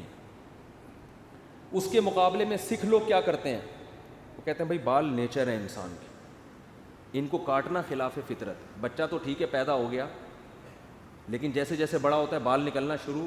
کہتے ہیں شیر بال کاٹتا ہے اپنے, گدھا کاٹتا ہے بال, ہے بھائی, بکری کاٹتی ہے, خرگوش کاٹتا ہے اپنے بال, سارے جانور. تو وہ کہتے ہیں نیچر تو یہ تو انسان نے پتہ نہیں کہاں سے یہ والی کٹنگ, پھر یہاں سے کاٹو, پھر مونچھیں تراشو, اور پھر داڑھی کاٹو, اور پھر یہاں کے بال, یہ نیچر کے خلاف ہے. لہذا سکھوں نے کیا کیا کہ ہر طرح کے بال بڑھاؤ. وہ الگ بات ہے, اب سکھ اس پر پورے عمل نہیں کر پا رہے, ان کو پتہ ہے معاشرے میں سروائیو نہیں کر سکتے بھائی ہم, ورنہ ان کا اصل مذہب ہے داڑھی چھوڑو لامتناہی, مونچھیں بھی رکھو, داڑھی بھی بڑی بڑی, مونچھیں بھی بڑی بڑی, سر کے بال بھی بڑے. بعض لوگ ہوتے ہیں نا, بعض آپ کو مسلمانوں میں ملیں گے, سر کے بڑے بڑے بال, مونچھیں بڑی بڑی اور داڑھی اتنی بڑی. تو میں نقشہ کھینچتا ہوں کہ جھاڑیوں میں سے کوئی بندہ جھانک رہا ہو, یہ حالت ہوتی ہے, جیسے جھاڑیوں میں سے کوئی انسان جھانک رہا ہو. انہوں نے اس انتہا کی طرف لے گئے, انہوں نے کہا یہ اس سے خدا کیا ہوگا, خوش ہوگا. اسلام نے درمیانی راستہ دیا. اسلام نے کہا مرد اور عورت میں فرق ہے, عورت کو سر کے بال زینت ہیں, وہ نہ کاٹے, بڑے رکھے بال. مرد کو آپشن دیا بھائی سر کے بال زینت ہے, تمہیں زینت پسند ہے تو رکھو, نہیں سنبھل رہے تو کاٹ دو, تمہیں خود اچھا نہیں لگ رہا تو کاٹ دو. داڑھی مرد اور عورت کا بڑا فرق ہے. داڑھی رکھنے کا اسلام نے مرد کو کیا دیا, حکم. کیوں؟ بہت بڑا فرق ہے مرد اور عورت میں داڑھی سے. یعنی یہ ایسی چیز ہے جو مرد کو عورت سے کیا کرتی ہے؟ ممتاز اور جدا. اور اس سے چہرے میں تغیر بہت زیادہ آتا ہے. داڑھی رکھی ہوئی صورت اور نہ رکھی ہوئی میں زمین آسمان کا فرق ہے. بالکل ڈھولیا آپ کا چینج ہو جاتا ہے. لیکن اسلام نے حکم دیا کہ مونچھیں بڑھانے کی اجازت نہیں ہے. رکھنے کی اجازت ہے, کاٹ بھی سکتے ہو جو تمہیں پسند ہو. بڑھانے کی اجازت ایک حد تک بڑھاؤ کہ ہونٹ کا بالائی کنارہ کھلا رہے. ایسا نہ ہو کہ منہ ہی چھپ جائے تمہارا. پانی پی رہے ہو, بال پانی میں ڈوب رہے ہیں. روٹی کھا رہے ہو تو پہلے جھاڑیوں میں سے گزر کے جا رہے ہیں. وہ یہ نظافت کے خلاف ہے. تو آپ کو فیشن ایک حد تک اجازت ہے, آپ رکھو بھائی. اس میں زیادہ نہیں اسلام نے پابندیاں لگائیں کہ رکھو یا نہیں اجازت ہے بھائی تمہیں. بہتر یہ کہ نہ رکھی جائے, سنت ہے. رکھ بھی سکتے ہو. بعض صحابہ کی بڑی بڑی مونچھیں تھی, یہاں تک آتی تھیں. ہونٹ کھلا رہے گا آپ کا. ہوتا ہے نا بعض لوگوں کے پورا ڈھکن, وہ یوں کر کے لقمہ کھا رہے ہوتے ہیں, پانی پی رہے ہوتے ہیں تو پہلے ہٹا رہے ہوتے ہیں. بھائی یہ حیوانیت ہے بھائی. اور بغلوں کے بال اور زیر ناف بال کا حکم دیا, انہیں کسی قیمت پہ رکھنے کی اجازت نہیں. گندگی بہت زیادہ جمع ہوتی, بغلوں میں پسینہ نکلتا ہے. اگر بال ہوں گے تو آپ بار بار دھوتے رہیں, بار بار گندی ہوتے رہیں گے. اس سے زیادہ بالوں کے بارے میں نیچر کے مطابق دنیا میں کسی مذہب کے پاس کوئی آرڈر نہیں ہے. آپ کو یہ پرچہ پڑھ کے اندازہ ہو جائے گا بھائی یہ پیپر ایسا ہے جو قابل حل ہے. یہ نیچر کو اپیل کرتا ہے. اور بہت سارے اسلام میں ولا تقربوا الزنا, زنا کے قریب مت جاؤ, نکاح کرو, یتیم کا مال مت کھاؤ. اور کیا ہے, عورت کی وراثت مت کھاؤ. پھر ماں باپ کے سامنے اف بھی اتنی ڈیٹیل سے دنیا میں کوئی مذہب نہیں بتا رہا آپ کو. پھر مر جاؤ گے تو وراثت تمہارے بچوں کا حق ہے. بچوں کو محروم کرنے کی اجازت بولو نہیں ہے. آپ کتوں کو دے رہے ہیں, آپ ادھر ادھر دے رہے ہیں, ایسا نہیں ہے بھائی. اے اللہ تیری عبادت کیسے کرنی ہے گائیڈ کر دیا ہمیں, خود سے نہیں کرنا, میں بتا رہا ہوں ایسے کرنی ہے. اگر اللہ ہمیں چھوڑ دیتا کیسے کرنی ہے پتہ نہیں, کوئی الٹا لٹکا ہوا ہوتا پنکھے سے. جیسے ہندوؤں میں ہوتا ہے نا, بھگوان کو خوش کرنے کے لیے کوئی روز کوئی کھانا پینا چھوڑ دیا, کوئی الٹے لٹکے ہوئے ہیں جی کسی نے. اور عجیب سی سچویشن چل رہی ہے. اسلام کی سب سے بڑی خوبی پتہ ہے کیا ہے؟ اس وقت دنیا کا سب سے بڑا مسئلہ ڈپریشن ہے, جس کا کسی کے پاس علاج نہیں ہے. اسلام اس کا علاج بھی کر رہا ہے. اسلام کہہ رہا ہے میرے پاس اس کا حل ہے. میں اگر لسٹ بنانا شروع کروں نا لوگوں کے فون سن کر کہ کتنے لوگ ہیں جن کے میرے بیان سن کے 5 سال سے ڈپریشن کی گولیاں کھا رہے تھے, وہ گولیاں چھوٹ گئیں, تو آپ حیران ہو گئے.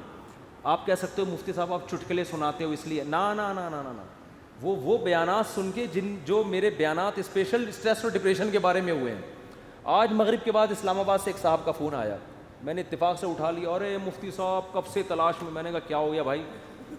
کہہ رہے ہیں بھائی میں کئی سالوں سے ڈپریشن کی گولیاں کھا رہا ہوں, میری ڈپریشن ختم نہیں ہو رہی تھی. آپ کا میں نے ایک ڈپریشن کے خلاف بیان سنا, ڈپریشن کیسے ختم کریں, یہ تھا یا پتہ نہیں کیا تھا. کہہ رہے ہیں میں حیران ہوں کہ میری ڈپریشن ختم ہو گئی. اور وہ تو کہہ رہے ہیں میں نفسیاتی ڈاکٹروں سے جا کے لڑ رہا ہوں کہ یار اس مولوی کے بیان سن کے میں ٹھیک ہو گیا, جو نہ ماہر نفسیات ہے نہ کوئی ڈپریشن پہ اس نے کورس کیے ہوئے ہیں, اور تمہارے گولیاں کھا کھا کے میں ٹھیک نہیں ہو رہا. تو میں نے اس سے کہا میرے بھائی یہ مولوی کا کمال بولو نہیں. ہم بھی جو خوش ہیں تو اسلام کا, ہم تو نہیں کہتے ہم سچی پکے مسلمان ہیں بھائی, ہم تو بہت ہی نالائق ہیں. ایک نسبت ہے اسلام کی طرف, وہ تسلیاں دیتا رہتا ہے ہم کو. وہ کیا کرتا رہتا ہے؟ وہ تسلیاں دیتا رہتا ہے. بھائی سب سیٹ ہے, کوئی مسئلہ نہیں, ہو جائے گی صبر کرو, ٹھیک ہے نا. کیا مطلب؟ یعنی پریشانی دور ہو جائے گی, یہ مطلب ہے. آپ کچھ اور لے کے جا رہے ہیں, ویسے میں بھی وہی مراد لے رہا تھا. اچھا خیر, اس کی ایک مثال دیتا ہوں میں, ایک مثال, اس سے آپ کو سمجھ میں آئے گی بات. کبھی کبھار نا مجھے جوش چڑھتا ہے تو میں فون اٹھا. اب بہت عرصے کے بعد میں نے فون سننا شروع کر دیے ہیں, لیکن پھر وہ بھی اس لیے کہ اتنی بھرمار ہو جاتی ہے نا کہ لوگوں کی ٹینشنیں سن کے آدمی بھی تھک جاتا ہے. پھر میں بند کر کے رکھ دیتا ہوں. ابھی میں بالکل موبائل لیس ہو گیا, میری زندگی سے موبائل نکل گیا. تو میں نے کہا بالکل میں ویسا ہو گیا ہوں جب نیا موبائل ایجاد ہوا تھا. صحیح ہے نا. اب میں نے دوبارہ تھوڑا سا پھر ہونے لگا, پھر بند کر دوں گا. تو میں نے فون سنا تو کسی نے مجھے کال کر کے بتایا, ایک خاتون نے کہا کہ میرے ایک بچے بیمار پیدا ہوا معذور, دوسرا بھی اب مجھے دوبارہ ولادت ہونے والی ہے, میں اتنی ٹینشن میں ہوں کہ تیسرا معذور بچہ پیدا ہو, اور ٹینشن سے میری حالت ایسی ہو گئی, میں گولیاں کھا رہی ہوں, میں یوں کر رہی ہوں, اور میں جناب وظیفے پڑھ رہی ہوں، اور پھر مجھے کہنے لگی میں نے رات کو اتنا لمبا وظیفہ پڑھ کے جب میں سوئی تو مجھے خواب آیا. میں نے کہا میں نے بہت سن لی، اب آپ خاموش ہو جائیں. وہ کہنے لگی میں رات کو سوئی، میں نے یہ والا وظیفہ ہے، مجھے ایک عامل نے بتایا، بزرگ نے بتایا یہ ہوا ہوا ہے، تو میں نے یہ والا وظیفہ، میں خواب، تو جیسے ہی خواب پہ پہنچی میں نے کہا اسٹاپ. میں نے کہا مجھے خواب نہ سنائے، آپ خوابوں کی دنیا سے باہر نکل آؤ.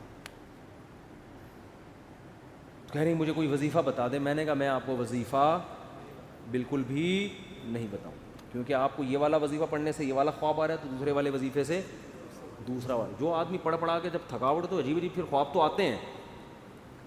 میں نے کہا محترمہ آپ کا علاج صرف ایک چیز میں ہے. آپ نے یہ کیوں فرض کر لیا کہ معذور بچہ مجھے کسی قیمت پہ نہیں چاہیے؟ یہ سوچ غلط ہے. آپ خدا سے لڑ رہی ہو. سمجھ میں آ رہی ہے بات؟ اس دنیا میں آپ کی مرضی بولو نہیں، اس میں خدا کی چلے گی. خدا کی مرضی پہ راضی ہو جاؤ، دعا مانگو، کوئی وظیفے نہیں پڑھو، دماغ خراب، خواب آ رہے ہیں جو چھوڑ دیں ان کو. حقائق کی دنیا میں آؤ، دعا مانگو اے اللہ مجھے نیک صالح اولاد دے، گڑ گڑاؤ اللہ کے ساتھ، اور اے اللہ مجھے صحت مند اولاد دے، مجھے آزمائش میں نہ ڈال. دعا گڑ گڑا کے مانگو، لیکن دل میں یہ رکھو میرا کام تھا مانگنا، ہوگا وہی جو اس کی بولو مرضی، اور جو ہوگا میرے حق میں بہتر ہوگا. میرا خدا میرے ساتھ غلط. میں نے کہا یہ ذہنی طور پر تیار ہو جاؤ کہ تیسرا بھی معذور ہو سکتا ہے. یہ کیا میری تو زندگی ایسی. میں نے کہا بھائی یہ زندگی کے لیے ہم پیدا ہی نہیں ہوئے ہیں. اصل ہماری کیا ہے؟ وَإِنَّ الدَّارَ الْآخِرَةَ لَهِيَ الْحَيَوَانُ. قرآن کہہ رہا ہے اصل آخرت ہے. یہ دنیا تو مسافر خانہ ہے. وہ لانڈی جا رہے ہو، لٹک کے سفر کر رہے ہو، جگہ نہیں مل رہی، فون کر رہا ہے W11 میں لٹک کے جا رہا ہے نا. W11 لانڈی جاتی ہے؟ کہاں جا رہی ہے آج کل؟ ٹاور تو جاتی ہے، اس سے آگے نہیں جا رہی. کیا فائدہ W11 کے؟ ہم فضائل سن ہیں. احسن آباد سے آپ W11 میں بیٹھے، جگہ نہیں ملی، لٹک کے جا رہے ہیں آپ. گانوں کی آواز آپ کو کھڑکی سے ہوتی ہوئی آ رہی ہے. W11 میں تو لوگ گانے سننے کے لیے بیٹھتے ہیں، آپ کو مزہ ہی نہیں آ رہا. اور پھر پاؤں میں کھڑے ہوئے آپ، اب آپ ادھر فون کر رہے ہیں ادھر فون کر رہے ہیں. مفتی صاحب کوئی وظیفہ بتا دیں سیٹ مل جائے. میں کیا بولوں گا؟ ابے بھائی ٹاور اتر جائے گی گاڑی، صبر کر لے تھوڑا سا. جو بیٹھے ہوئے ہیں وہ بھی ٹاور پہ اتریں گے، تیرا باپ بھی ٹاور پہ اترے گا. تمیز سے اگر سمجھ میں نہیں آئے گی یہ بولوں گا نا، اتر جائے گا ٹاور پہ، صبر کر لے. وہ کہہ رہے نہیں وہ اس کھڑکی میں جو بیٹھا ہوا اتنے مزے سے وہ تو سب کچھ دیکھ رہا ہے بھائی، کھڑکی میں ہوا بھی آ رہی ہے، اس کو کرایہ میں نے بھی اتنا دیا. خدا کیا نا انصافی کر رہا ہے، اس کو کھڑکی ڈرائیور کے ساتھ بٹھا دیا اور مجھے لٹکا دیا. وہ خدا کہے گا بھائی وہ جو وہاں بیٹھا ہوا ہے نا، تو پھر بھی 2 منٹ میں آرام سے اتر کے چلا جائے گا. وہ جو وہاں گھسا ہوا ہے اس کو نکلتے نکلتے 2 دفعہ جیب کٹے گی اس کی.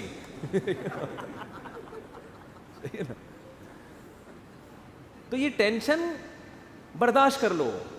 دنیا کیا ہے؟ مسافر خانہ ہے. تو میں نے کہا اس کے علاوہ، کیونکہ یہ ٹینشن ہی کوئی دوسری ٹینشن کھڑی ہو جائے گی. پھر میں نے اس خاتون سے کہا، میں نے کہا آپ کا معذور بچہ پیدا ہو، اور وہ معذوری بھی ناقابل برداشت نہیں تھی. تو آپ یہ سوچ لو کہ دنیا میں بہت سے لوگ ایسے ہیں جو اس سے بھی زیادہ ٹینشنوں میں ہیں. میں نے کہا آپ کا شوہر اچھا ہے، آپ کو کھلا رہا ہے پلا رہا ہے، سسرال سپورٹ کر رہا ہے، بچوں میں ایک فالٹ پیدا ہو رہا ہے، اس سے بھی بڑی بڑی ٹینشنیں. ایسے ایسے میاں ملے ہوئے ہیں، مارتے ہیں پیٹتے ہیں، زندگی عذاب بنائی ہوئی ہے. ان عورتوں سے پوچھو گے تو وہ کہیں گی اللہ اس شوہر سے جان چھڑا دے، بے شک معذور بچہ پیدا ہو جائے، اس ساس سے جان چھڑا دے. میں نے کہا ایسے بھی لوگ ہیں فٹ پاتھوں پہ پڑے ہوئے ہیں، ایسی عورتیں بھی ہیں، کھانے کو روٹی نہیں ہے. وہ کہہ رہے معذور بچہ پیدا ہو جائے مگر عزت کی چھت مل جائے. آپ کو عزت سے چھت ملی ہوئی ہے، سسرال میں عزت ملی ہوئی ہے، شوہر شریف ہے، شوہر کھلا رہا ہے پلا رہا ہے، ایک ٹینشن ہے. اور یہ ٹینشن بھی اللہ کیا کہہ رہا ہے؟ میں نے ان کو حدیث سنائی، من سخط فلہ الرضا.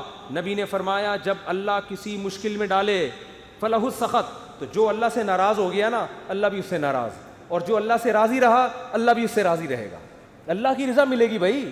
ایک صحابیہ نبی کی خدمت میں آئی، عرض کیا یا رسول اللہ مجھے دورہ پڑتا ہے، کوئی مرگی کا یا کوئی آسیب کا دورہ تھا، کیا تھا، میں جسم کے کپڑے پھاڑ دیتی ہوں، بالکل ایسے ہو جاتی ہوں اور میری طبیعت بہت خراب ہو جاتی ہے، آپ اللہ سے دعا کریں میری یہ بیماری ٹھیک ہو جائے. تو نبی نے کیا فرمایا؟ فرمایا ٹھیک ہے میں اللہ سے دعا کروں گا تمہاری بیماری ٹھیک ہو جائے گی، لیکن پھر جنت کی گارنٹی نہیں ہے. پھر جنت کی گارنٹی نہیں ہے. عمل ہے، اچھا عمل ہوا تو جنت، میزان کا ترازو بھاری ہو گیا، نہیں ہوا تو کیا جہنم. لیکن اگر تم اس بیماری پہ صبر کرو اور اس اللہ کی تقدیر پہ راضی ہو جاؤ، جنت کی گارنٹی. کیونکہ اس صبر پہ جو تمہیں اجر ملے گا نا وہ اتنا بھاری ہوگا کہ اگر زندگی میں کچھ گناہ ہوئے بھی تو یہ نیکی ان گناہوں کو کیا کرے گی؟ کھا جائے. پھر جنت کی گارنٹی ہے. ان صحابیوں نے عرض کیا یا رسول اللہ جنت کی گارنٹی چاہیے، بے شک یہ بیماری ختم نہ ہو. بات آ رہی ہے سمجھ؟ اب اس خاتون کو ڈپریشن کیا ہو گئی، یعنی جو صحابیاں تھیں ان کو ڈپریشن ختم، بھائی اسی بیماری کو گزارا کرنا، اسی میں گزارا کرنا ہے، اسی میں گزارا. اور جب انسان صبر کی ٹھان لیتا ہے تو قرآن کہتا ہے کہ اللہ کی طرف سے تسلیاں ملتی ہیں، پھر تھپکیاں ملتی رہتی ہیں، اللہ بھی اس کا ہاتھ تھامتے ہیں. جیسے قرآن میں آتا ہے وَرَبَطْنَا عَلَىٰ قَلْبِهَا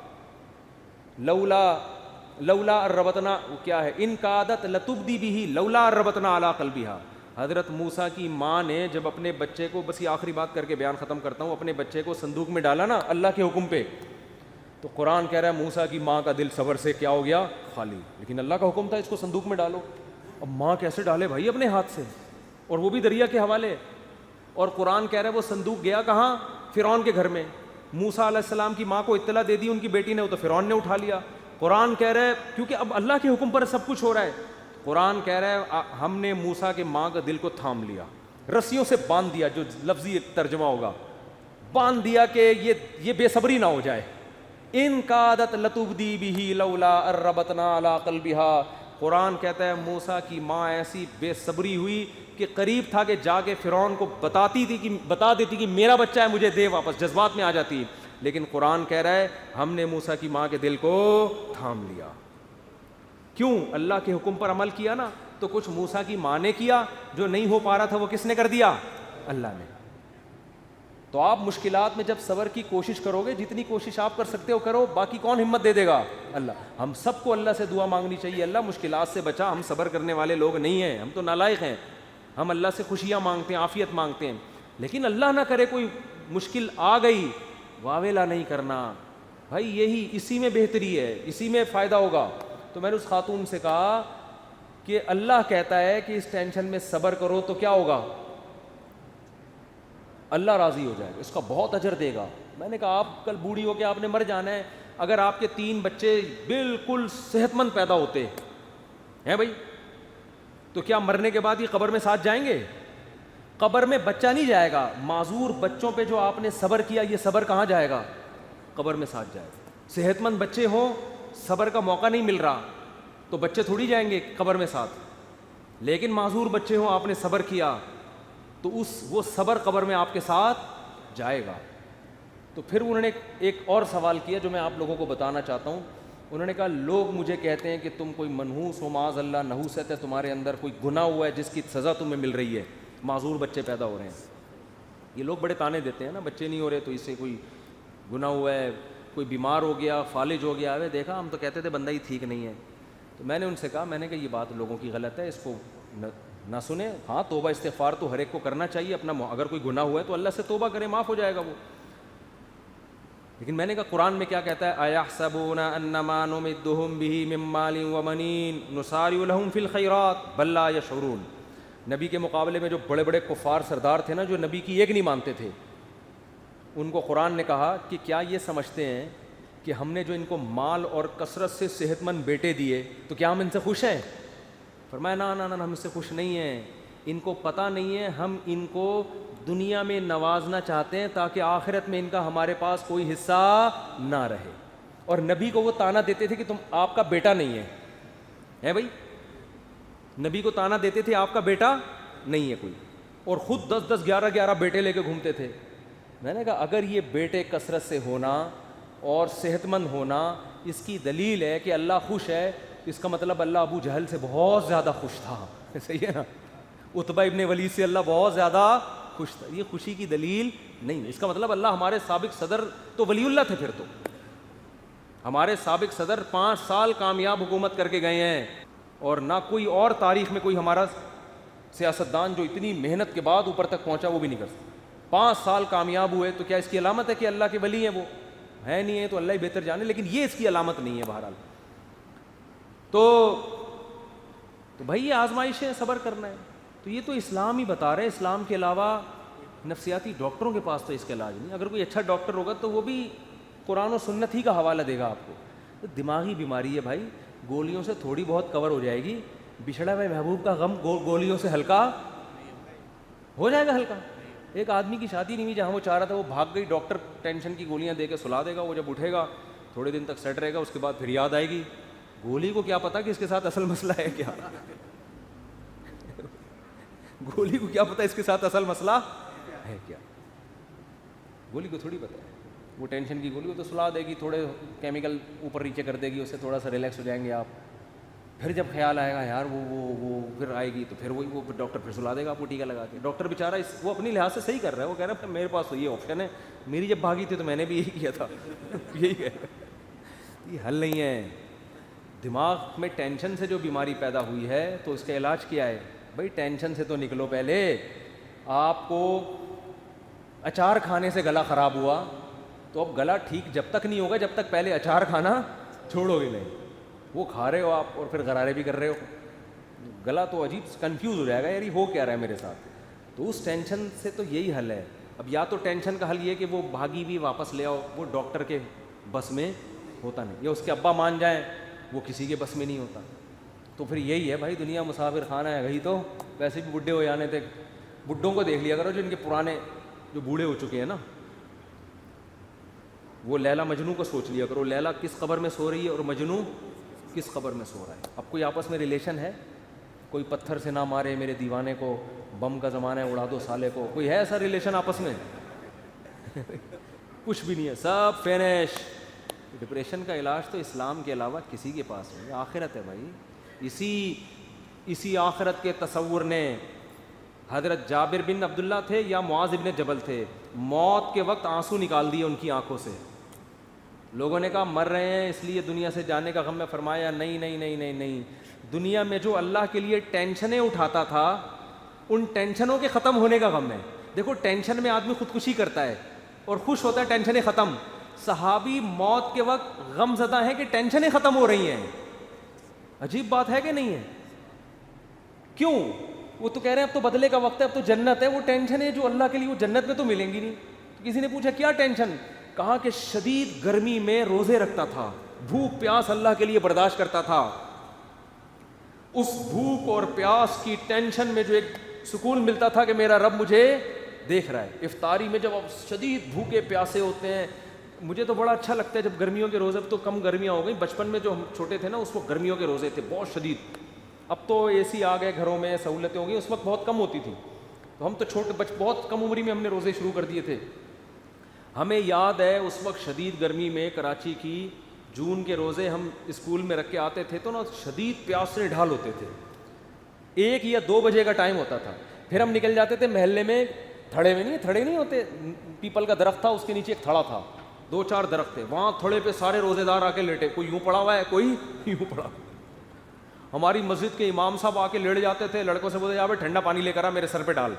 تو لڑکے مسجد کے امام کی خدمت کر رہے تھے, ان کے سروں پہ ٹھنڈے پانی کچھ 2 بچ گیا وہ اپنے اوپر تولیے گیلے کر کے. اتنی پیاس لگتی تھی. پیدل, اسکول بھی ہمارا بہت دور تھا, پیدل جا رہے ہیں پیدل آ رہے ہیں. اب پڑھے ہوئے کوئی کام نہیں ہو رہا, لیکن اللہ کو یہ ادا پسند نہیں آئے گی کہ یار یہ آخرت پہ صرف زبان سے یقین نہیں رکھتے, اپنے عمل سے بتا رہے ہیں کہ ہم آخرت کو مان. پھر ہم نہانے جاتے تھے نا, ہمیں اندازہ ہوتا کتنا ٹھنڈا پانی اوپر گرتا تھا, ایک قطرہ حلق میں نہیں نگل رہے. حالانکہ اب نگل لیں گے تو کوئی دیکھنے والا نہیں, لیکن نہیں بھائی, بتایا ابا نے اماں نے, بھائی بہت لوگوں کو اپریشیٹ کرنے کے لیے میرا خیال ہے ٹھیک کام ہے. اور میں پہلے بتا دوں کہ ہماری زندگی میں بہت ساری عیوب بھی ہوں گے یقیناً, تو وہ میں نہیں بتاؤں گا اور بتانے بھی نہیں چاہیے. تو اس لیے یہ نہ سمجھے کہ بہت ہی کوئی پہنچے ہوئے ولی اللہ ہیں, جیسے ہی ہیں جیسے آپ لوگ ہیں, ٹھیک ہے نا, اور ہو سکتا ہے آپ ہم سے اچھے ہوں. تو میں نے جب وہی پھر شادی کا ذکر آ رہا ہے, لیکن میرے اعمال میں نیکیاں یہی ملتی ہیں مجھے گھما پھرا کے نا یہی نیکیاں گھوم پھر کے آتی ہیں, اس کے علاوہ کوئی ملتا ہی نہیں ہے. تو لوگ کہتے ہیں یہ کیا نیکی ہے, تو کر لو نا, کس نے منع کیا ہے, کر لو نا. تو میرا ایک دفعہ جب میں نے شادی کا ارادہ کیا تو جن سے ارادہ کیا ان کے 2 بچے بھی تھے, وہ بھی جہیز میں مل رہے تھے مجھے. میں ذہنی طور پر اس وقت اس کے لیے تیار نہیں تھا. اچھا, میرے اس طرح کے بیان سن کے نا اب میں نے جب بیان کیا نا، میں نے بیچاری نابینا لڑکیوں کو پیغام بھیجا، لنگڑیوں کو اور لکوا کی مریضوں کو بھی پیغام بھیجا اس وقت. تو بھائی اس وقت بھیجا تھا، اب نہیں بھیج رہا. وہ میرے پاس فون آنا شروع ہو جاتے ہیں وہ کہ وہ اس طرح کا مسئلہ ہے، آپ تو میں کروں نہ کروں ایک الگ مسئلہ ہے، لیکن اس کا یہ مطلب نہیں کہ جتنے ملک میں جو بھی معذور ہیں تو وہ مجھ سے رابطہ کریں. یہ مطلب میرا نہیں ہوتا. میں رابطے پر پابندی نہیں لگا رہا، لیکن یہ مطلب نہ لیا کریں اس کا. صحیح ہے نا؟ اس وقت کی بات ہے جب لفٹ کرا رہے تھے، پھر تو کوئی لفٹ نہیں کرا رہا تھا ہم کو. اچھا خیر، جب میں کر رہا تھا تو اس وقت تو جو بیچاری پاؤں سے معذور ہیں وہ بھی نہیں مان کے دے رہی تھی. صحیح ہے نا؟ اب تو ہماری اتنی ساری ہو گئی ہیں نا شادیاں، اب تھوڑی اب تھوڑی سیٹنگ چینج ہو گئی ہے. تو میں نے پیغام بھیجا تو مجھے جہیز میں 2 بچے بھی مل رہے تھے. میں ذہنی طور پر اس کے لیے تیار نہیں تھا کہ میں کسی کے بچوں کو کیوں پالوں بھائی. تو مجھے یاد ہے میں جامعۃ الرشید میں آیا، ہمارے ایک استاذ تھے، ان سے بھی میں نے سمجھایا یار رشتہ اچھا ہے لیکن یار 2 بچے کسی کے میں کیوں رکھوں. تو انہوں نے فوراً قرآن کی آیت پڑھ دی نا. اچھا بچوں میں کوئی خرابی نہیں، کچھ بھی نہیں. مجھے پتا تھا شاید میرے رشتہ دار بھی اس پہ ناک منہ بنائیں کہ یار ہم کسی کے بچوں کو اپنے خاندان میں کیوں لے کر آئیں. بہت عجیب سے مسائل کھڑے ہو رہے تھے. یقین نہیں تھا. ہمارے خاندان نے اللہ کا شکر ہے ان کو رکھا بہت اچھی طرح سے، لیکن میرے ذہنی طور پر کہ بھئی یہ کیوں. تو مجھے وہ قرآن کی آیت ہمارے ایک استاذ نے پڑھ کے سنائی. بعض آیتیں آپ صبح و شام پڑھتے ہیں لیکن مستحضر نہیں ہوتی. وہ آیت یہ پڑھی انہوں نے، وَرَبَائِبُكُمُ اللَّاتِي فِي حُجُورِكُم مِّن نِّسَائِكُمُ اللَّاتِي دَخَلْتُم بِهِنَّ. بہت دلچسپ واقعہ ہے کہ اللہ نے قرآن میں فرمایا تم پر تمہاری مائیں حرام، ان سے نکاح نہیں کر سکتے، تمہاری بیٹیاں حرام، تمہاری بہنیں حرام، دودھ شریک بہنیں حرام. یہ سب رشتوں کا نام لیے. پھپھی سے نکاح نہیں، خالہ سے نکاح نہیں، اور ان سوتیلی بیٹیوں سے بھی نکاح نہیں کر سکتے جو تمہاری گود میں پلتی ہیں. آئی بات سمجھ؟